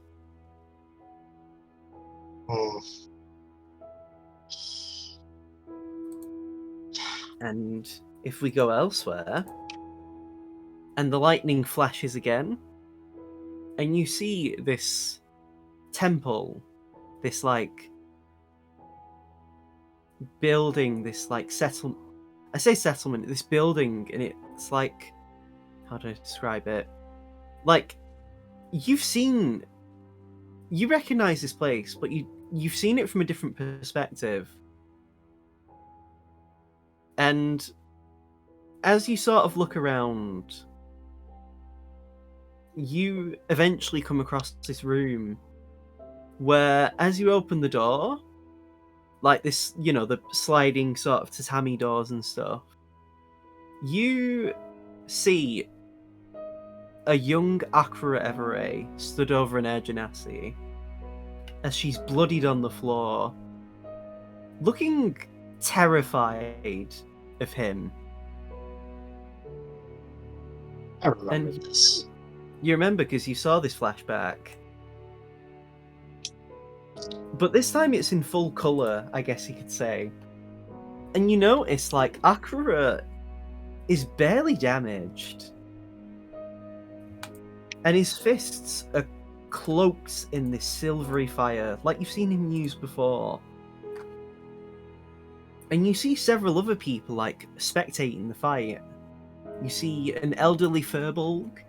You see a drow woman. You see a bronze dragonborn. You see a half-orc. You see a goblin. You see a few other people. And they're all looking at him in awe, like they've just watched, like, some sort of god, like, has come down, and they've seen, like, an act of, a miracle or whatever. And you just hear the familiar voice, and it just says, "This was the turning point for young Tempest in her life." Imagine. It's not every day you get beaten down by a physical god. At this point, he wasn't really a physical god, although he had dealt with an entire rebellion earlier. But that's neither here nor there, that's a story for him to tell. But this was the turning point for her. You see, at the temple that's Aster Forest, at this point, Akira Everett was raised at, the people of it were sent on pilgrimages to grow strong and to gain life experiences. Young Tempest had already finished hers, and, well, by the time she came back, she was already a prodigy, considered as such anyway. She was probably the best person they had recruited in nearly 100 years. Since, well, the Furbolg over there. Yes, But it's the master. Yes. Bright Plenter is his name. Oh, And, well, Tempest was, in theory, supposed to be the next master of the dojo. She was the strongest and most skilled, after all. But then, a certain young elf happened to leave home on his own. And I'm guessing you already are following me on this. yeah.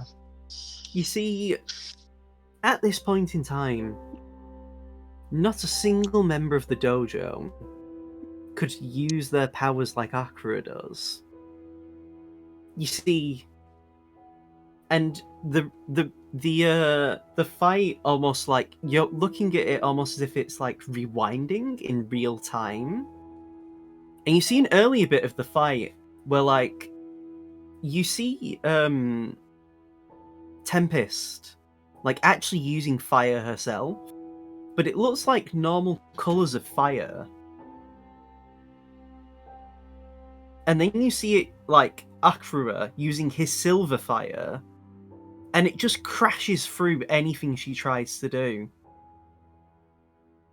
And then, partway in, as the fight sort of speeds up and you see more, you see him then summon, like, water from the air, and he concentrates it into the shape of, like, a whip, which he uses to, like, trip her over. And you see several of the spectators, like, gasping and confused.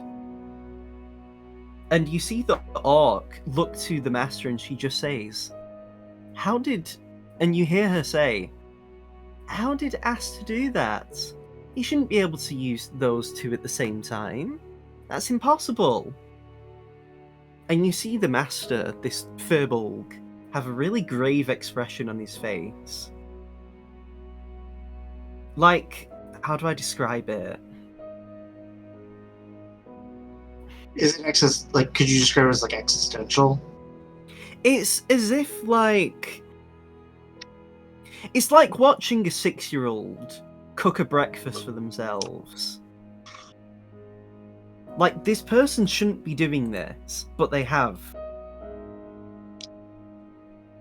It's impressed. Okay. It's more... It's confusion and also like, oh no. And... Confusion and you worry know, at the implications. Yeah. Exactly. And then you hear Seiryu just say, and in this moment, Dairon, Akira Evere is the strongest person in that room. He's not stronger than his master. He's not stronger than Dragonborn or the Drow. But the potential is there for him to easily eclipse them. You see, what they had been teaching was wrong, fundamentally. And the master knew this teaching was wrong. And well, Tempest also began to realise that the teachings were wrong. And as the fight progresses and you begin to see Akira doing almost twice as many moves and abilities that Tempest does, you then get flash forwarded to the scene where Akira is again stood over Tempest, completely shirtless, and you see his silver dragon tattoo on his back that you've seen before. His eyes glowing silver, just like his fists wreathed in fire. And he just turns around and walks away. Walks past the people, and the spectators almost part like the Red Sea. As if they're giving him a wide berth. Almost afraid of him. And he just gathers his things. He gathers his things and leaves. Just quietly, without causing a fuss. And then you see Tempest as this, like, what you're watching seems to focus on her. And then you see a flash as Tempest is walking on her own at this port. And she just gets on this large, like, ship? It's hard to explain because the top of the ship has what looks like this gigantic balloon. You've never seen this sort of vehicle before. But, like, the thing is, this vehicle isn't like... This ship isn't in water. In fact, it's hovering in the air. And it begins to, I guess, fly away. You have no clue how it seems to function. But then you see flashes as then Tempest is sort of travelling. And you start to recognise these places. Like, they're all parts of Tyrol. You see Colodnia Pole, you see Bovetman, you see Pahola, you see Cordis. But, like, she's... Every bit that you're seeing amidst these, you're also seeing her train. Like, she's trying to replicate what Akira's doing. Like, you see her gather fire, and you've seen, like, when you see her powering up, her aura is a green, but you don't see the flames turn green. And then you just begin to hear Tempest just say, she could never quite grasp how Akira got so much out of so little. He didn't have the talent that she did. In fact, if she knew how to do what Akira could do, there's a chance she could have beaten him in the fight. But even that talent, that knowing of what to actually gain from their teachings wouldn't have helped her.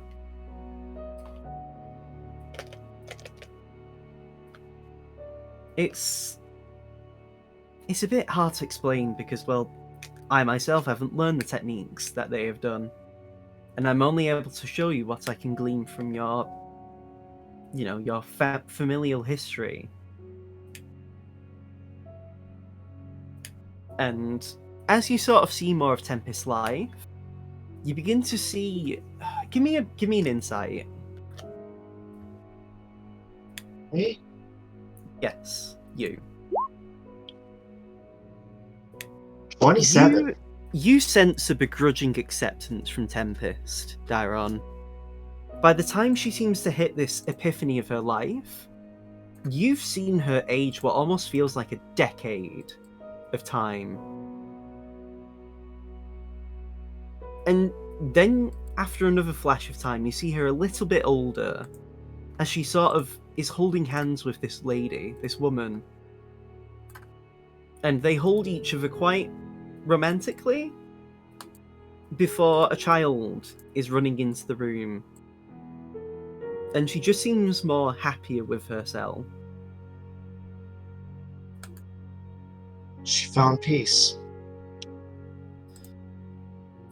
Whilst Akira, like a koi, climbed up the waterfall to become a dragon, she realised that her peace wasn't to become a dragon like the men you know.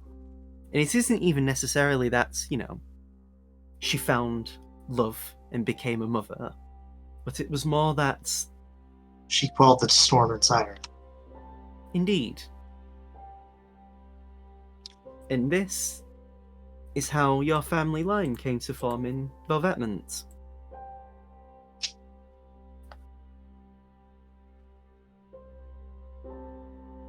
You are very similar to her in a lot of ways, which isn't bad. Oh, good.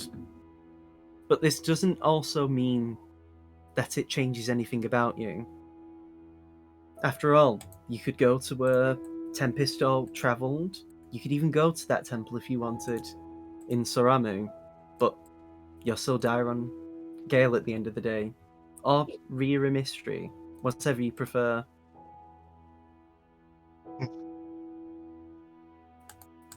It's...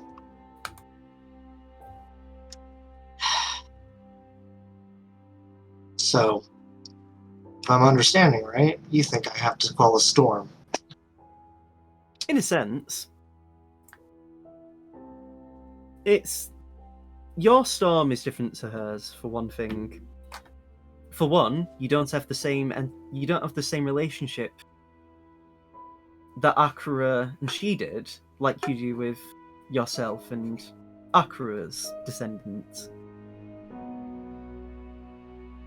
And I'm not saying that Rua is the cause or even any part of the problem with your issues. But I think if you were to find what you need in life, the path that you can create for yourself, that I think you are on the way to doing, then you won't need to settle like she did. And I'm not saying she necessarily settled in a bad way. Sometimes realizing that you're overreaching is a good thing. It's ultimately down to what you want to do in life, and hoping that you don't regret it. Sometimes living a mundane life is good, like Tempest. Sometimes being a being that makes even gods themselves worry where he might go, like Akira, is a good thing. After all of this is over, you could decide that you want to become a family. You want to have a family, and that would be fine, as long as you're happy with that. You could decide to be completely celibate and let your entire family lineage die off. That sounds very extreme, and I don't mean for that. My apologies, but I hope you get the point. Yeah, I understand.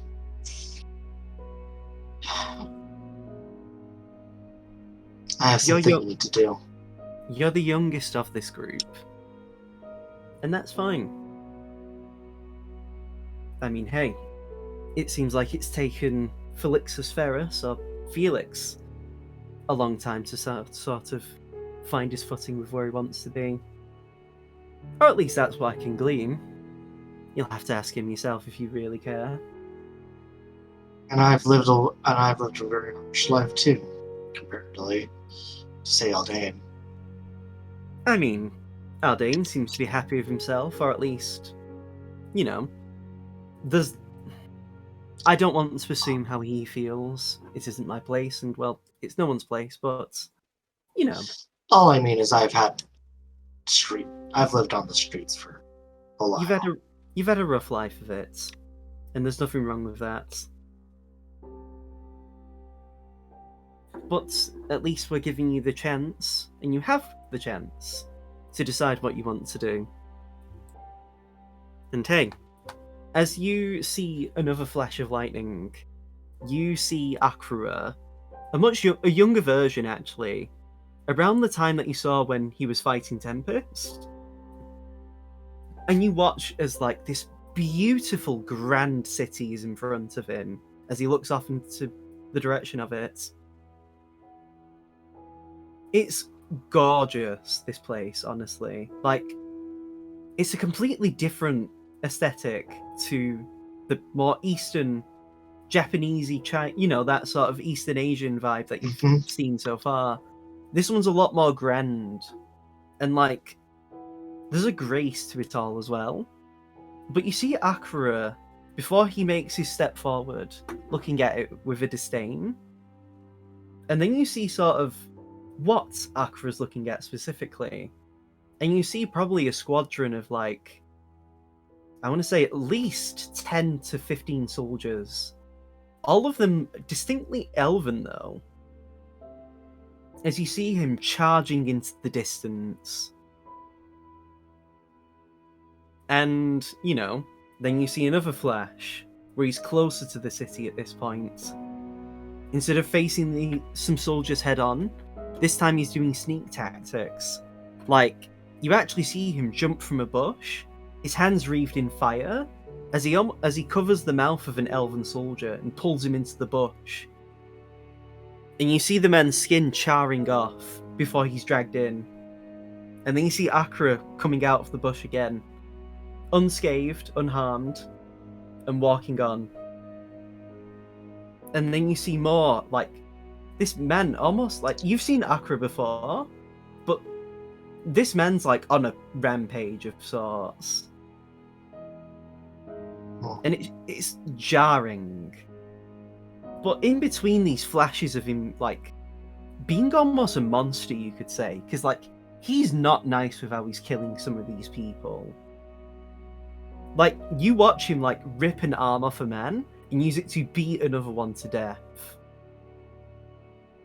But in between all of these, you're seeing him, like, helping people. Like, you're seeing people trapped in prisons that he's helping, providing them food and aid.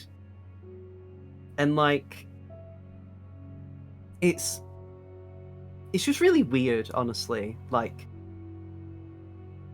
because you're seeing a level of restraint that isn't there, I guess you could say. And then you're seeing it then flash between Tristina. I can't word. You're seeing it between then Tempest, who's sort of doing a similar job. Like, when you're seeing her travel through Trial, she's also similarly doing a similar path to Akrura. But a lot less, what's the word? A less grander scale, I guess you could say. It's smaller scale, yeah. Like, you're seeing Akrura looking like he's almost overthrowing a regime. Because you're seeing these soldiers and they all look like they're all part of this same kingdom. Whereas, like, she's sort of going on what looks like another pilgrimage. And you just see, you start to see these juxtaposed, like, scenes. And, you just see Seiryu just say, at the end of the day, we all choose our own path. And as he's sort of talking to you about, like, deciding your fate and seeing where you can grow as a person, at the end of it all, you see Akrua shirtless, covered in blood, stab wounds across his body, bludgeon marks. But he looks like he's triumphant. You see a man with a crown dead on the floor in front of him.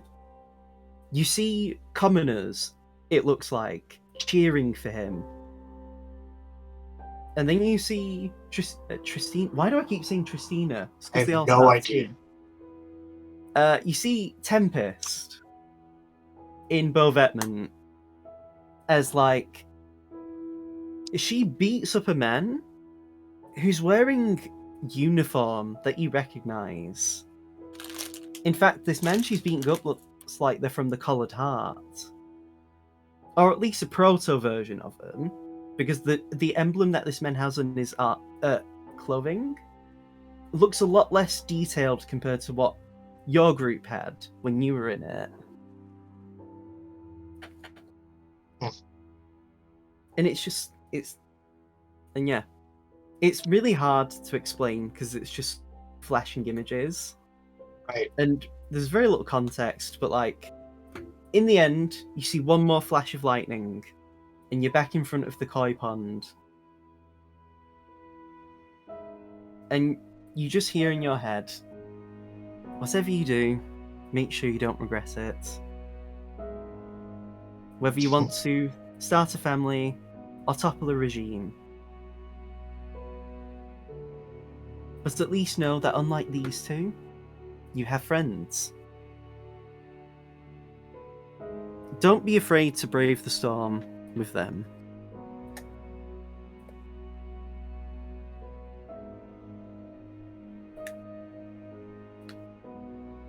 And with that, Dayron, I won't keep you any longer.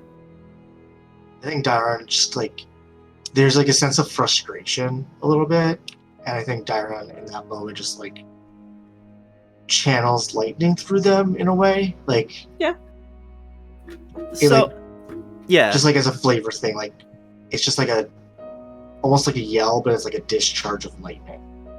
As you do so, the lightning you've used so far has been blue. And you see energy swirling around you. And, like, the blue that you've been seeing is more like natural electric blue. Mm-hmm. Whereas as you're channeling this energy and sort of feeling this frustration, you see a spark of different coloured lightning. And the feeling you felt in that moment, it reminds you of when you're looking at Akrua and he's channeling his silver fire or silver wind, or even when he's like, because you notice, like, when he's channeling energy and the elements, it's always silver. Mm-hmm. And in this moment, you feel a similar connection, I guess you could say. It feels like you got more out of that than when you were just channeling electricity before. You don't know how you did it, but it happened. And then you wake up. You wake up from your dream. It's still night, and it looks like you can easily roll over without it, and go back to bed without any problems. Is it before Aldane's watch still, or? You're in the what's it called? You're in Lehman's tiny hut, so you don't even need to watch. Oh, okay. But, like, is it late night, or? It's hard to tell. It's very dark outside. It could be between, like, it could be midnight. It could be like 3 a.m. You don't know. From what you can tell, though, a few of the others look like they've also, like, moved quite a bit in their sleep. We can leave Liam, we can leave the hut, right? Good question. Give me a second.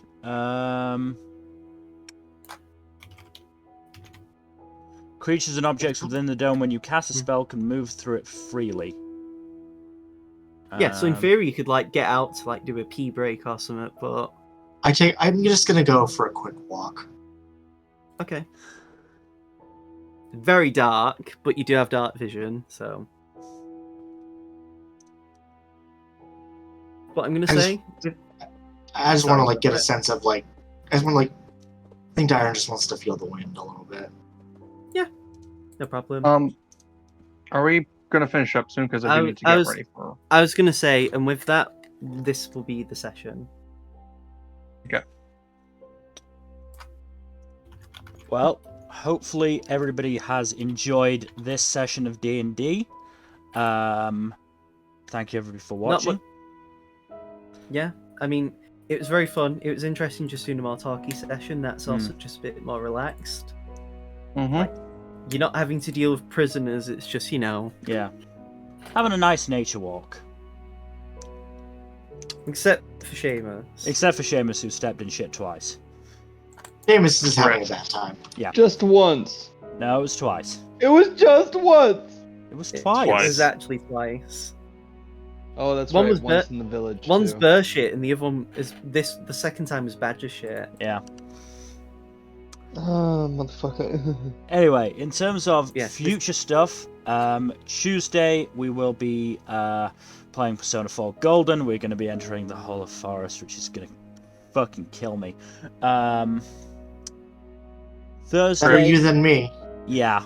Thursday we'll be doing Ace Attorney, starting case 5, the final case of the Ace Attorney trilogy. It's going to be very fun. Saturday, still not 100% sure on what we're doing for the Paradox Hour there. We should have definitive answer for you by Tuesday. And the next Sunday, as far as I know, we should still we should have a session, should we not? Mm-hmm. Yes. You should. Should. Operative Big word. word. Should. We'll see what happens throughout the week. Sometimes things happen. We can't control that. But otherwise, again, You know how life is. yeah. Again, thank you everybody for watching. Please do give us a follow here on Twitch and on Twitter at Storytime_net. And otherwise, we hope to see you on Tuesday for more Persona 4 Golden. Good night. Right? Later.